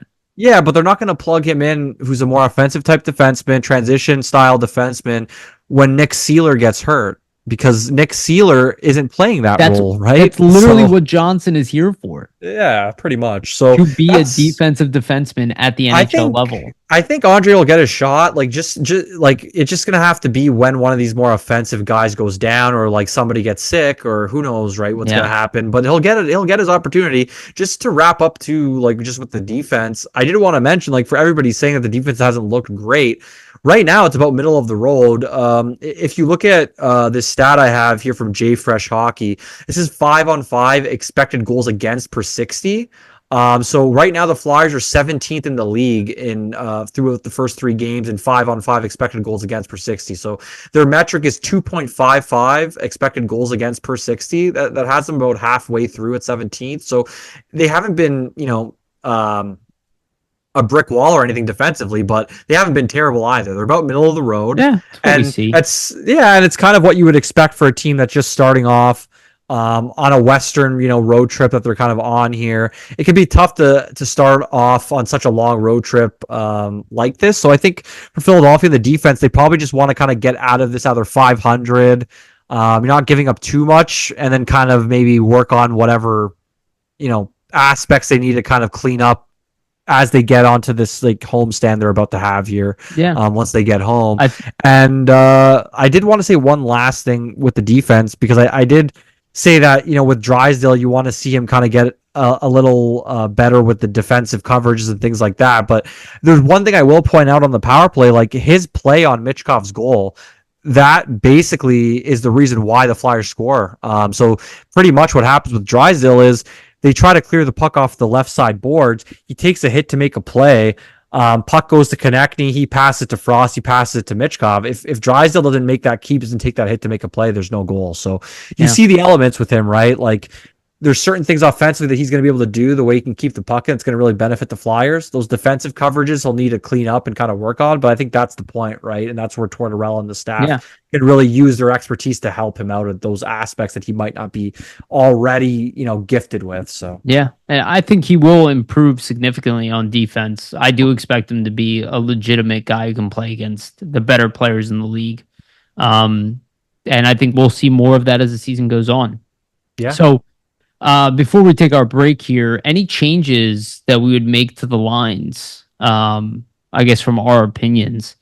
I guess I'll go first here. I don't know if I really have any big changes. Again, the one I already stated was kind of like I'd like to see Couturier, especially if you're not going to play him in special teams, like elevate him in the lineup and get him ice time. I think that line with Forrester and TK worked really well. I'm not necessarily seeing like chemistry with Luchanko and TK and Forrester to be like that you have to keep that them line together. needs to be to get. In fact, I would actually argue the opposite. I think Luchanko's been better on special teams offensively than he has been at 5-on-5. And I would like to open him up a little bit and drop him to the third line if he's going to be in the lineup every night. The other thing is for me, I'm struggling a little bit with not having Noah Cates in the lineup just because I think he would, like, if people don't remember, it's not that long ago. I mean, it was more than a season ago where like Noah Cates shut down Connor McDavid. Noah Cates a really good player, like, and it feels weird to me that he's out of the lineup. Again, the D I really wouldn't change. I'd be open to maybe a game with like Andre in there for Zamula, but it's not necessarily what I would want to do right now. But I do think there's room to try that at some point. Maybe we'll see it. I don't know if Seattle's the best team just because they are so physical and big. Just like Calgary, that also wouldn't have been a great idea. Maybe somebody against like Vancouver, I could see something like that happening. But that again, it feels weird to have Noah Cates just sitting. He's too good for that. And but we've seen other guys like up until Couturier had that fight and the Flyers started taking more penalties too. Like Scott Lawton's minutes were real low. They were actually lower than Couturier's, but he got them up through penalty kill. And then Farabee also fought, so you lost another left winger. So I don't know if I would change too much. I'm cool with what they're doing, but I do think that we're kind of overwhelming Luchanko a little bit. So I'd like to see him like keep the special teams time, but drop him to the third line. Again, Brink, who I thought has looked good. I like Brink. I think Farabee's been good. He had limited ice time as well. He really only played 11 minutes last game. Right. There's a lot of penalties, but still. Which is kind of why the Luchanko thing is like, there's other guys who also need ice time for development, like and Bobby Brink is scoring goals and setting up plays, so you're kind of just like, who's really producing here? Right. So, and I don't think the fourth line has looked as good as they looked last year. No, Paling hasn't been as great. Yeah, But also, I want to give him time because he actually had some really nice plays in the game against Edmonton, some really nice block shots. He definitely plays his ass off. Like, I'll say that. I'll never question Ryan And he Poehling's skates like his ass will. off too. That's Yeah, for I'll never sure. question his will and his determination. Like about all those guys. I thought Hathaway actually had a pretty strong game, but you know, again, I think there's some balancing with the minutes that needs to happen a little bit. The only one that I don't really have a problem with is Michkov because I'm like, yeah, he's outside of TK, he's your best offensive player, and arguably, Tippett, and then you kind of have Frost in that mix, and Frost is kind of in there with Brink and Farabee. So it's like the Michkov one I understand, but I think he also overplayed him yesterday in overtime. I don't Yeah. think that's what he should have done. So I think there needs to be some adjustments. But overall, I'm cool with the lines staying the way they are, even if Luchanko stays where he is. I'm not like in panic mode or anything like that. No, I'm fine with them staying as is too. I think it would be interesting to see if you can get Luchanko and Konechny to develop a little bit more chemistry, just because they're both so Maybe that's what they're fast, doing. so Yeah, they can try to play off each other. So that would make true. sense. Very true. Though I just don't know, and this goes back to what I said earlier about Luchanko. I just don't know if personally he's ready to take on, the checking and the defensive, or like the checking and the defenses that he's going to face playing with a guy like Konechny, because you have to know that other teams are going to notice and say, hey, well, Travis Konechny's on this line with this young kid. Well, we don't care. We're putting, our best defenseman against him because we want to shut him down. Luchanko will have to deal with that too if he's going to Right. stay with Konechny. So Offensively. Yeah. yeah, so that's one thing to kind of, wonder about. Is he ready to take on those types of players at this young age in his career? I don't know, right? Or is he better served being on the third line where you're going to take on maybe bottom pairing defensemen instead? Right. But Or at yeah, least the middle pairing. exactly, right? So I think for me, like the defense, I would keep the same at this point. Let them have a little bit more time to kind of mesh and see if they can get back to where they were last season defensively for some of the pairings. I think if we go, a couple more games and the defense still is a little bit sloppy, then maybe make a change. And then for me, I think the change I would make is splitting up the top pair. I'd probably do York and Drysdale. I do Sandheim and Risto, and then if Sealer can come back, I would do Zamula and Sealer, and I would change it up a little bit just to kind of see what that does. For the offense, I wouldn't change much. I think I would keep Frost, Michkov, Tippett together because, as we said, right, we're seeing a little bit of chemistry getting developed between those three. So why split them up at this point? I would flip Couturier and Luchanko, and then I would keep Luchanko, Farabee, Brink there as the third line that we kind of saw to open up the season. And I just think if you're going to make any change, that's the most logical one to make, right? Give the veteran center and Couturier more ice time and kind of let him deal with those, defensive pairings that might be, upper echelon. Whereas Luchanko can then deal with maybe, third pairs or middle pairs versus having to face like top pair defenders playing with the Travis Konechny. Yeah. Especially Also because you're giving Luchanko special teams. Also. Farabee too is a guy like I feel like he deserves more minutes just the way he's been playing. Yeah. And he's on the third line, but I just don't know where you're going to put him. Like I was thinking about it, like I wouldn't mind to see him play with Frost and Michkov, and maybe drop Tippett down. But you're seeing Tippett kind of start to turn the corner. So do you want to do that? I don't know, Right. but it's something to kind of gauge. I think this is going to be something the Flyers are going to have to gauge all season in terms of the offensive lines, where it's going to be juggling and are they giving certain guys enough ice time, because they do have a deep offense, though they don't have like a bona fide number one center. They do have a deep offense in the sense that there's three consistent lines of guys that you could argue could play anywhere, in the top three lines right now. Yeah. And no, I like that. And, you also imagine you could swap Farabee and Forrester and try Forrester That with too. Brink. And you could either have Luchanko in the middle there, make a kids line, which would be interesting, or keep Couturier there and, have Brink with Forrester and Couturier, and then have Farabee, because he's shown chemistry with Luchanko also.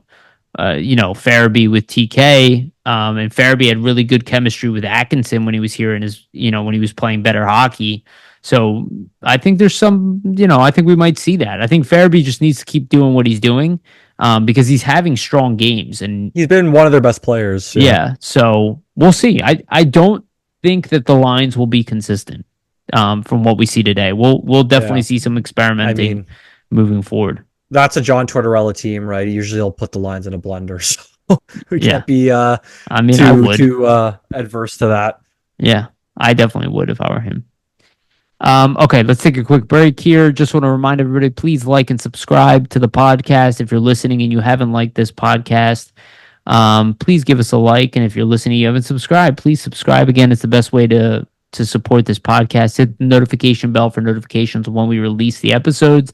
And again, for the audio versions, you can go to Spotify and iTunes and your other audio sources to follow us there and give us a rating there if you can on either one or anywhere where you're listening to this. Mostly or greatly appreciated. Okay, let's talk about goaltending. Samuel Urson and Ivan Fedotov. So Fedotov, we can start with him. He had the mediocre performance against Calgary. A lot of people like screaming about him already. Again, some of it warranted just because he looks kind of awkward in net.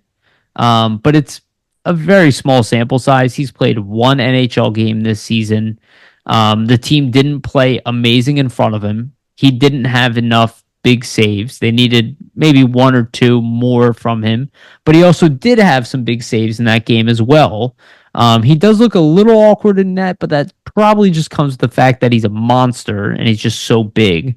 And I'm not ready to make a judgment on him at all right now. I definitely need to see more of him. I don't know if he's going to play another game on this road trip or they go back to Urson and then play Urson again at the home opener, but they might choose to play him against Seattle. We'll see.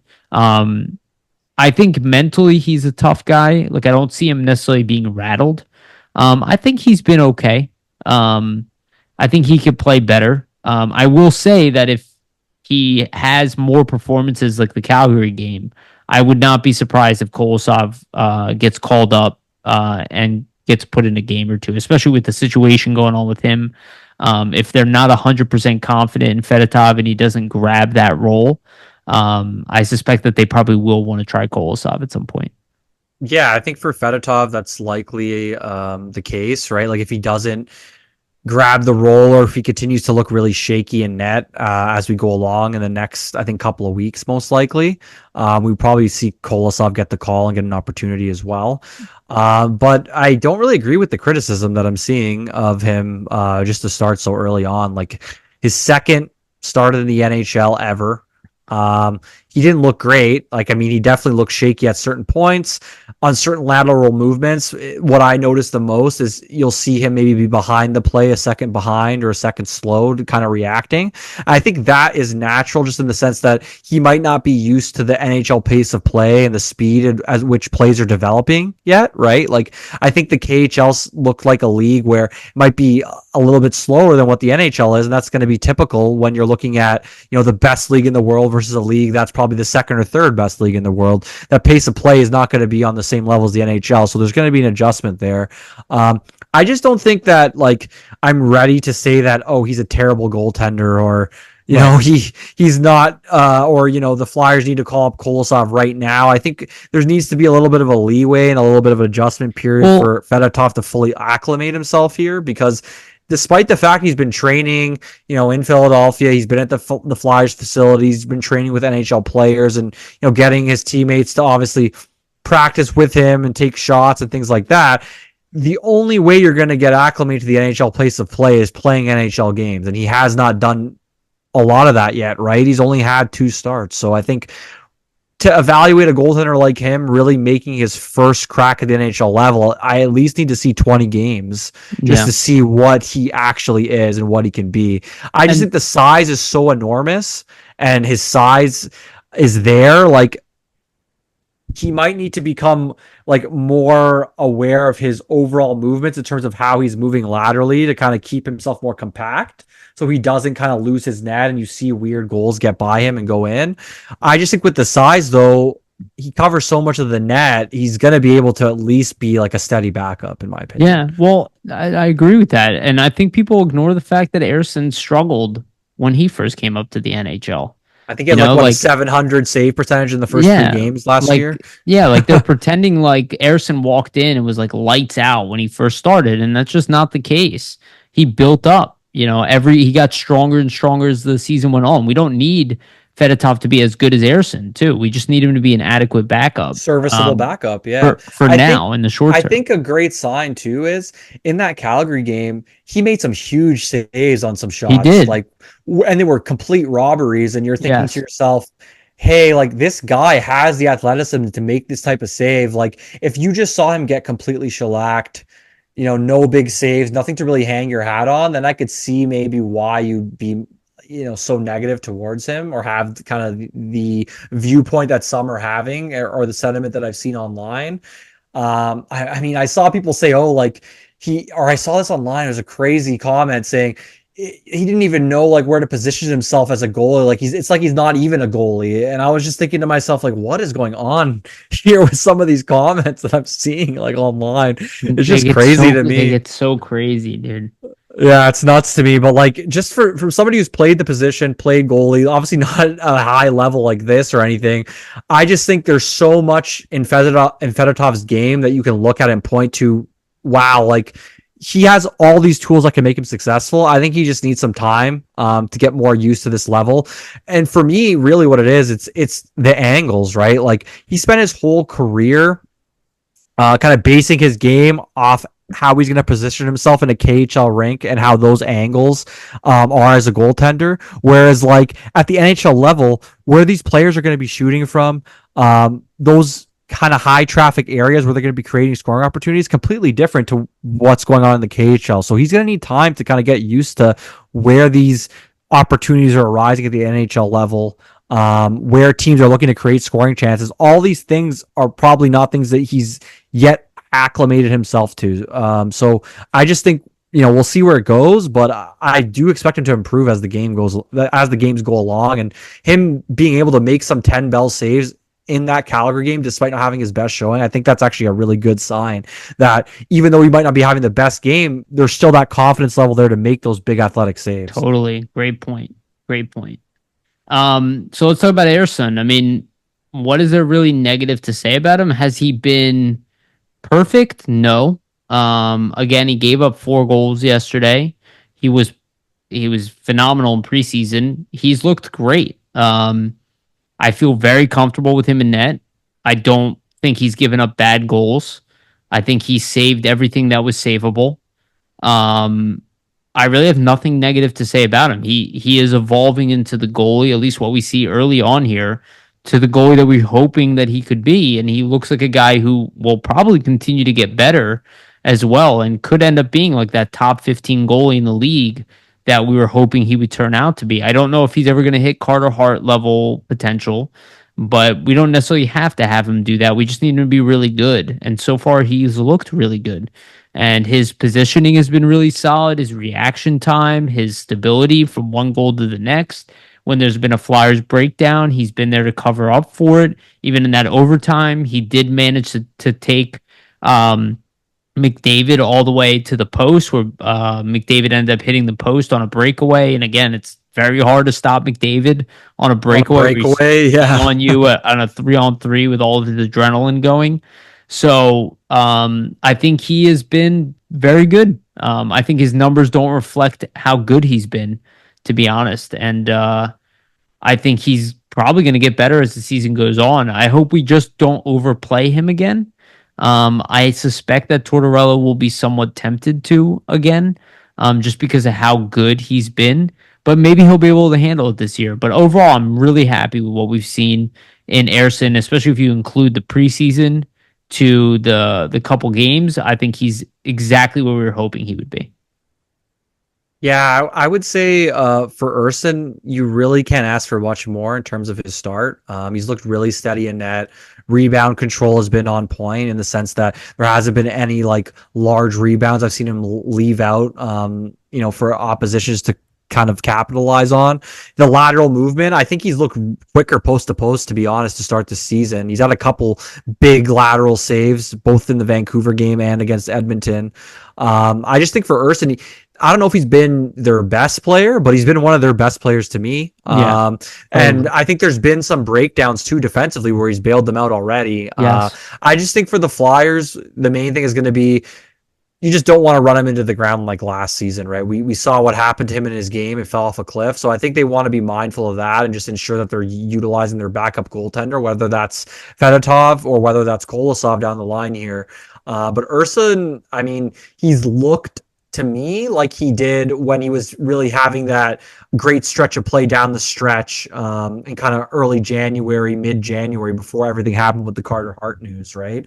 He looks very similar to that, and I think he's gotten even better from that based on the early sample that we've seen this season. He just looks confident in his abilities. He looks poised. He's challenging shooters. And that's how, that's all the signs of a confident goalie that believes in himself, right? Like if you're a goaltender and you're deep in your net, the depth isn't there. That just shows that you might not be, at the most confident in your game, but Ayers is at the top of the crease, challenging shooters, taking those angles away, taking, their net away. And that's what you want to see from him to continue to be successful here. Yeah, agreed. All right, so let's move on to some NHL news. This will be short. I did want to point this out just because it was a really nice moment. So Columbus Blue Jackets had their home opener, and they took 13 seconds to start their game just off the I thought clock. that was awesome. Yeah. Yeah, that was one of the coolest things I've seen. Obviously, it sucks because the situation is still terrible. And Columbus did lose that game, and then they did play a strong game. And Monahan, who is one of Goudreau's best friends, Sean Monahan, he did score in that game. I just thought like the way the crowd responded to it, you can tell it's been a very emotional year for those players already, early season.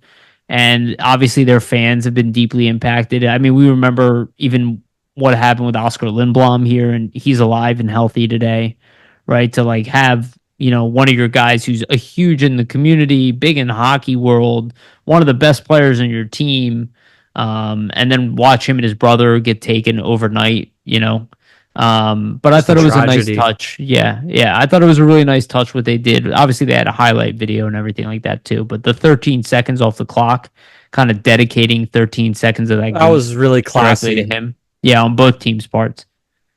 Yeah, I just thought that was such a classic thing to Yeah, do. Like I saw that last night, and what a tribute, obviously, for Johnny. And I mean, rest in peace. I still just can't imagine what his family's going through dealing with that loss. It's just crazy to me, man. yeah, absolutely. It's weird that it even happened. Like it doesn't seem real I still. know, right? The other piece, I just thought this was interesting. Rucker McGroarty, the counterpart to some degree to Cutter Gauthier. The best Um, friend to Cutter Gauthier. yeah, who did exactly what Gauthier did to the Winnipeg Jets, what Gauthier did to us. Who was traded to the Pittsburgh Penguins, who have been okay this year. They're 2-2 to start the season. He had 0 points in 3 games, 2 shots on net, and a -1. You know, he was just sent to Wilkes-Barre Scranton. I doubt he's going to be down there all season, but I tweeted out, I was like, this is when overconfidence meets a lack of humility, and it's like, if he would have been with Winnipeg and he didn't do this type of thing, you know, would they have been more gracious with the struggle? It also proves to Jett Luchanko how far, like, why Luchanko is special. I think a lot of people still kind of think Luchanko is like as a potential at most second line guy. I think if you're able to make the NHL and do what you're doing, your potential is higher than that. Doesn't mean you're going to hit it, but it means you're way ahead of schedule. Just like what we said with Carter Hart. Like if you're able to do what you're doing, you are ahead of schedule. He's like the youngest player in the NHL right now. But when I look at Rucker McGroarty, who's a little bit older, and by the way, Cutter Gauthier is also not on the top scoring, but I don't think he's played more than a game so far. But Rucker McGroarty, coming in with so much attitude, it's kind of what we were saying. It's like, I believe I said this in the offseason on the podcast. Like the players that don't come in with like any kind of humility and try to like demand ice time and manipulate their NHL team, it doesn't usually work out well for them. It does sometimes, but even like Artemi Panarin, who was a star walking into the league, like, he also took his time and left in free agency, like he was honest, and he's a superstar. It's just like the guys who try to force themselves out of town, especially before they play a single NHL game. I don't know a lot of success stories that way. I can think of one, Adam Fox, but I think his thing that he always wanted to go to New York type of thing. Kevin Hayes, another one, and Kevin Hayes is a good player, but not a great player. I just don't know how well it's worked for players who try to do this type of stuff. Yeah, I would agree. I would say with McGroarty, like it's a little bit ironic that you ask for a trade because you believe that you're good enough to make the NHL, obviously, and maybe Winnipeg wasn't seeing it that way, or maybe he just didn't want to play in Winnipeg. I really don't know, but then he doesn't really end up sticking at the NHL level with the Penguins. So I just think it's a huge kind of 360 in terms of irony, a huge 180. Like for you to demand that trade and then for that to happen to you so early in the season, it might show that, hey, maybe I need to look in the mirror and really kind of hamper down on what I need to focus on to make myself the best NHL player I can be before I go demanding things, right? Yeah. And I think we're gonna see that humbleness come from Kolosov, and we can switch to the Phantoms next. Is like Kolosov went in, he had a good first game, 2 goals against on 24 shots, saved 2 out of 3 shots in the shootout. Got the Phantoms their only win of their early season so far. And he played for us. He didn't stop everything. Like, I think a lot of these guys didn't realize how good the NHL is and how good the AHL is, and how good the competition really is. And I feel like you got to walk in with humility to go in with that mindset and understand how good your opponents are. And when you think about guys like even like Bedard, McDavid, Crosby, they have a self-belief. Don't get me wrong. They're exceptional talents as well. Exceptional, especially Crosby and McDavid. We know they're generational. But they have a humbleness to them, like outwardly. Like, you don't think McDavid could have left Edmonton and gone wherever he wanted? But no, he has like a professionalism and a humbleness to him. Do you think he wants to live in Edmonton of all places? No, but he's like, I have a loyalty. I made this team drafted me. Like, there's a professionalism. There's a consideration for the things around you and the players around you and the fans and the city. It's like, this is what Cutter Gauthier was missing. You had a city invested in you. Like, it was heartbreaking to a lot of people who were following you for all these years, and you're like, yeah, I'm done with you guys. I don't think that a lot of these guys really understand how it impacts a fan base and what kind of like hockey karma comes with it. And I think it's just interesting. I'm interested to see how Kolosov kind of changes his tune a little bit with like experiencing AHL talent, which again, it's an argument whether AHL or KHL is better. I give KHL the edge because of some of the high end talent, but there's no doubt that the AHL, like if you took the AHL All Stars versus the KHL All Stars, that's not going to be like a definitive win for the KHL or something like that. Yeah, it would be a there's very a good close chance game. the AHL would win that game. But yeah, that was just kind of my thoughts on Kolosov there. And then overall, the Phantoms did win that game. Samu Tuamala had two points. It's nice to see him get on the scoreboard after the injury for sure. It's awesome, isn't it? And he just continuing it. Richard had a goal and assist. Tuamala had a goal and assist. Abels had 2 assists. Jacob Gauthier had a goal. Louis Belpido had an assist, and J.R. Avon had an assist. Again, not much to go off of, but right now Kolosov is at a 2.8 goals against average and a .880 for save percentage. So again, one game. Can't really judge anybody on one game, but I'm excited to follow the team and see how they do moving forward. Yeah, same. I'm excited just to see how Kolosov kind of continues to play and just his performance for the Phantoms. So it'll be interesting. We want him to do well.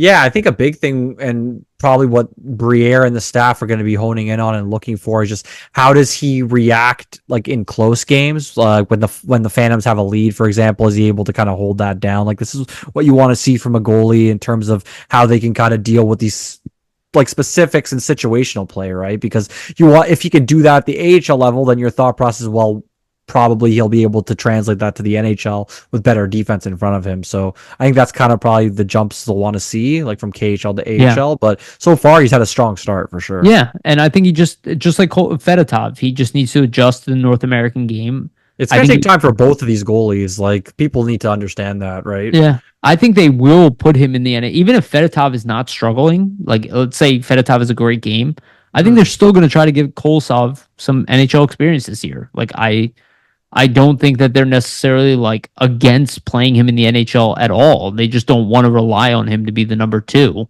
It's a really hard league, and even Fedotov, who's a pro, is struggling coming over here.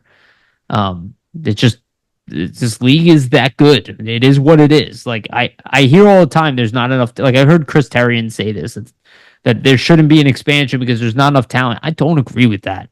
I think there is enough talent, and I think there's more coming. And these drafts are getting deeper. I personally think that there's a lot of guys who play at the AHL level that are actually NHL really talented. Players.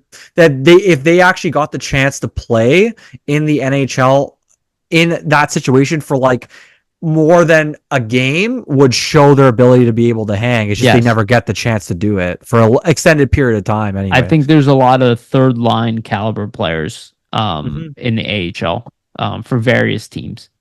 I agree. Yeah. No star players down there unless they're young. But I think like Anthony Richard is one of those guys who probably could play a third line role on a lot of different teams. Yeah, definitely a mediocre team, like definitely on like the Sharks or something. Yeah. Flyers of the past that were having like AHL guys, like he would be on the Flyers. Agreed. Yeah. Right. Think about him in the season where, Jerry Mayhew played a bunch of games. Exactly. Yeah, who ended up playing with the Ducks afterwards too in the NHL. Yeah. So like there are guys here to fill out NHL lineups, and there's a lot of young stars coming, especially with this upcoming draft. It's like the drafts are getting better. Like they're not getting worse, especially if you go look at history. Like they're getting better at drafting and developing, and it's going up nuts. There. So let's do our final segment here on the prospect updates. So I like to go down the list of stats here, but I do want to point out Denver Barkey first, who only has 2 assists in 3 games so far. Again, remember when you're looking at his stats, he is recovering from mono. So expect him, and we said this in the offseason as well as the season was approaching. If he has mono, it's going to take him a minute to get back to where he was. So expect like a slower offensive output from him, but I'm sure he'll get ramped up as he starts feeling better. He's playing games again. So probably big second half of the year for sure, or at least maybe 3/4 of the year. But this beginning quarter probably will struggle a little bit offensively just to get back to where he was conditioning wise. But in good news, he was just named the captain of the London Knights, which is really awesome. And not that surprising considering, everything we know about his personality and the way he carries himself. And it's such a shame he didn't get to have camp with us, because he probably, just like Bonk, I think he would have stuck with this team a lot longer than people anticipated. And I think next year is really his chance to prove that he could be an NHL player. But I think the Flyers will most likely opt to start him in the AHL. Same thing with Bonk, to ease them in slowly, especially because they're deep on forward to some degree. Unless we don't know what will happen between now and then. A lot of things could change. But it's really cool news, and awesome that we have the captain of the London Knights now in our organization.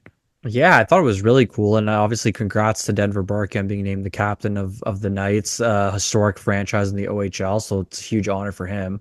But yeah, I think it just speaks to Barkey's character, obviously, for them to name him the captain, and I think it just speaks to how he carries himself, like at the rink, away from the rink. He's obviously very mature for his age, so I think it's just a great thing in general, obviously, to see.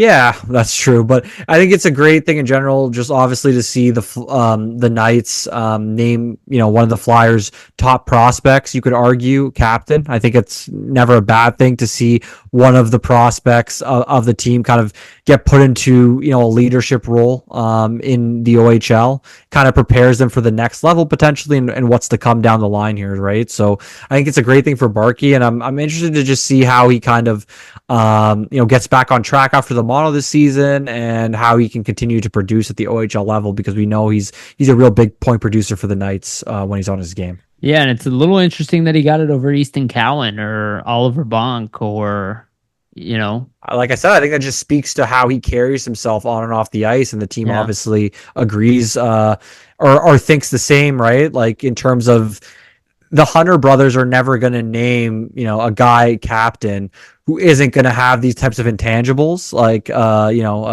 of how to prepare for a game, how they need to kind of be there for their teammates, things like that. So I think it just speaks to probably not just how good of a player he's been in junior on the ice, but also all those different factors of, off the ice and what it kind of takes to prepare yourself and get ready to be a pro hockey player. He's not there yet, but I think this is just showing that he has all those tools to take those next steps in the next few years here.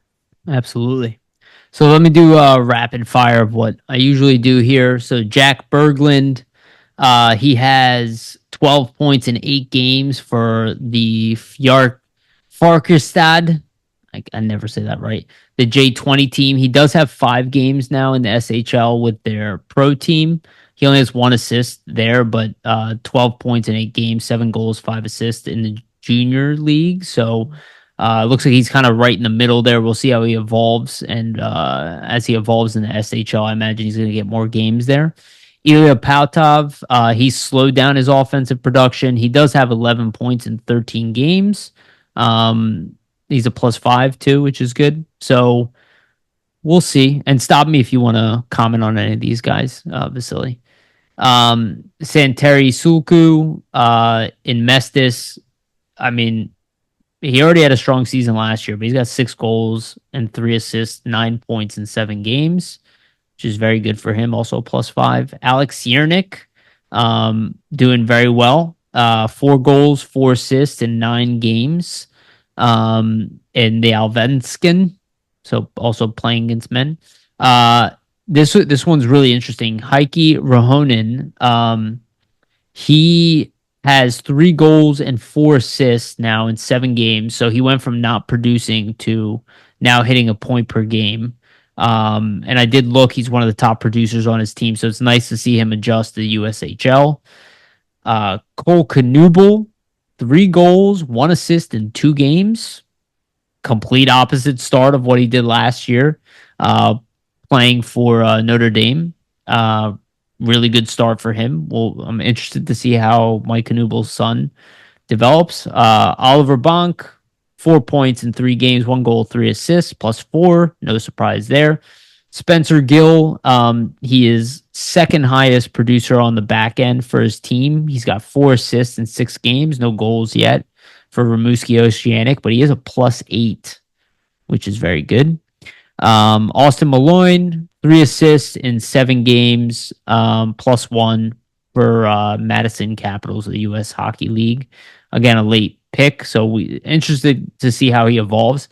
Here's an interesting one. Carter Sutherland, again, he had a really bad start. Last time we looked, I think he was like -8 and no points.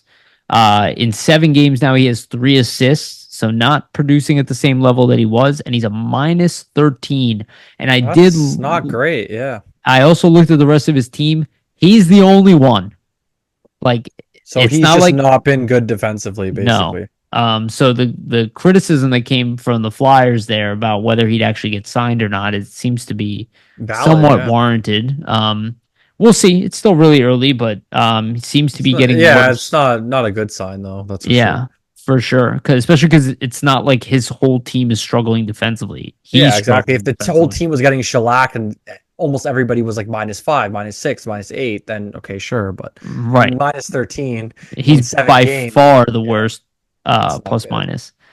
Mateo Mann, he's got a goal and assist for the John Sea Dogs in the queue in 4 games. Not bad, but I still don't know if he'll ever touch the NHL ice. I suspect he won't. Brian Zanetti, goal and assist, 2 points in 10 games. I don't think he's going to be a guy we talk about. Again, I brought up Denver Barkey already. Owen McLaughlin has 1 game played, 1 assist. So not bad. Alex Bump, 2 games played, 1 assist, -2. Interested to see how he speeds up. Ryan McPherson, 1 game played, no points. Don't think anything else. Oh, Devin Kaplan, 2 games played, -1, no points. Okay. I actually wanted to bring up Igor Zavragin. Yeah. Well, here, let me finish this and then you do the goalies, okay? Give me 1 second. Sure. So Noah Powell is the -1, no 2 games, no points. Surprising. Devin Kaplan, 23 penalty minutes, 2 games, no points. Ty Murchison, 4 games, no points. Okay. And then get to the Pierre Resistance because this is definitely the most interesting story right now with the prospects. Yeah, so I'll mention Carson Bjarnason first. He has 4 games right now with the Brandon Wheat Kings.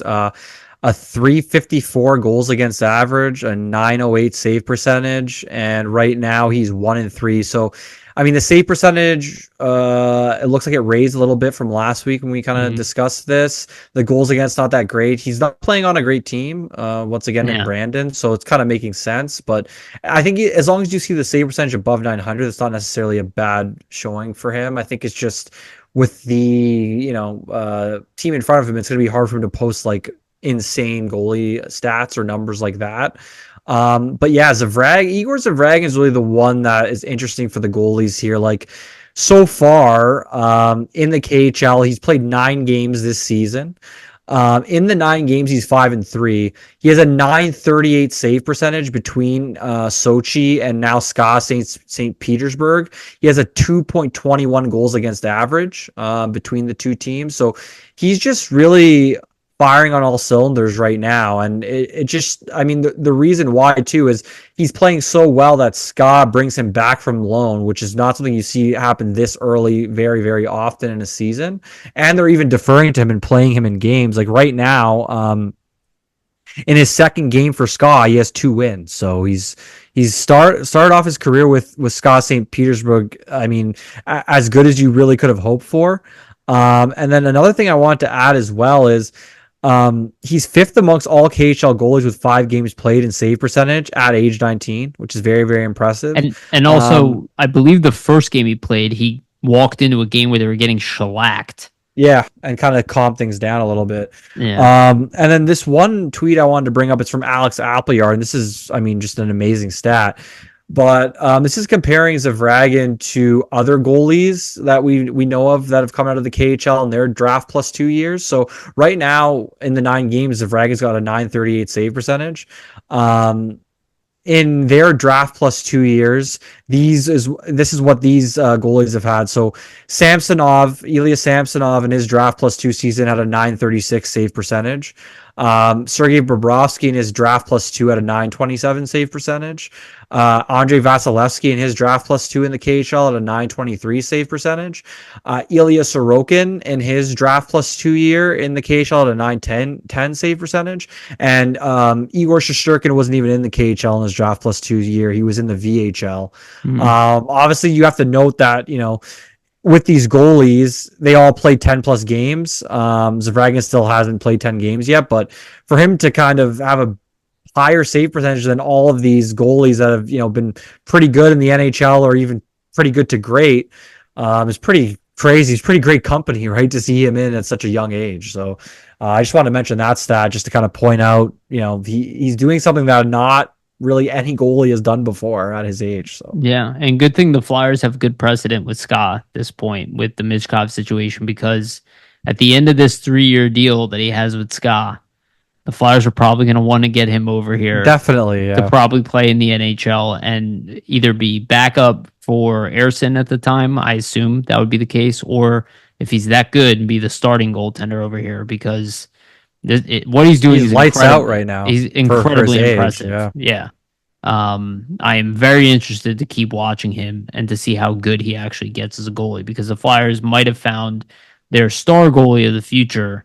And if they have Ersson and Zavragin, that's, I mean, that Some is depth, that's for sure. to be honest with you, it's as good as when they had Carter Hart and Ersson at the same time. Yeah, very similar. And people might have short memories, but when the Flyers had both of those guys going, their goaltending was one of the best combinations in the league. So I would love to see them get back to that point where it's not just one goalie you got to rely on, and you have two really good goalies.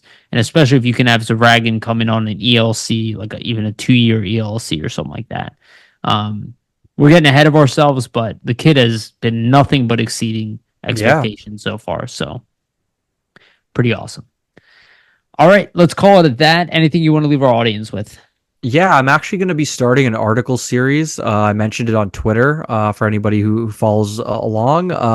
Essentially, what it's going to be is I thought this was the best way to kind of look at the Flyers' progression in the first 20 games. So I'm going to have an article out in 5-game intervals, essentially leading up to that 20 games. So after 5 games, kind of giving an evaluation of my observations and what I've seen from the team through 5 games. Then I'll do another article after 10 games, giving my observations of what I'm seeing from the team.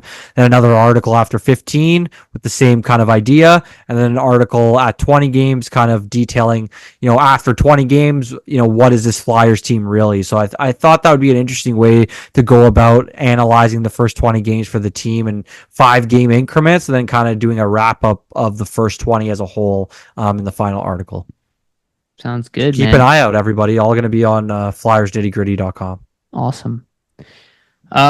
Great. Okay, let's do the sponsor stuff. Again, just want to remind you to please like and subscribe. Share it out if you can as well. If you're listening and you've gotten this far, you are not liked and subscribing, please do so now. Again, the best way to support us is to do that. For the audio versions, excuse me. For the audio versions, go to Spotify and iTunes. We're available there and all your other audio distributions. Give us a follow and a rating there as well. Also very helpful. And again, if you're on YouTube, hit the notification bell to get notified when we release these episodes. And also shout out to our sponsor, Jim Steaks at 4th and South. Make sure to go get yourself a cheesesteak from Jim's Steaks. They have one of the best, if not the best, cheesesteak in Philadelphia. And Public Summit Adjusters, 215-752-0560. Go to them for all your insurance adjustment needs. Public Summit Adjusters, 215-752-0560. And again, shout out to our partner, Sports Spider. They are an aggregator of sports content, videos, podcasts, articles. Our stuff is pinned at the top. And again, the link is in the description. Make sure to check out Sports Spider. Thank you, everybody, for listening. We love you guys. And remember, always stay gritty.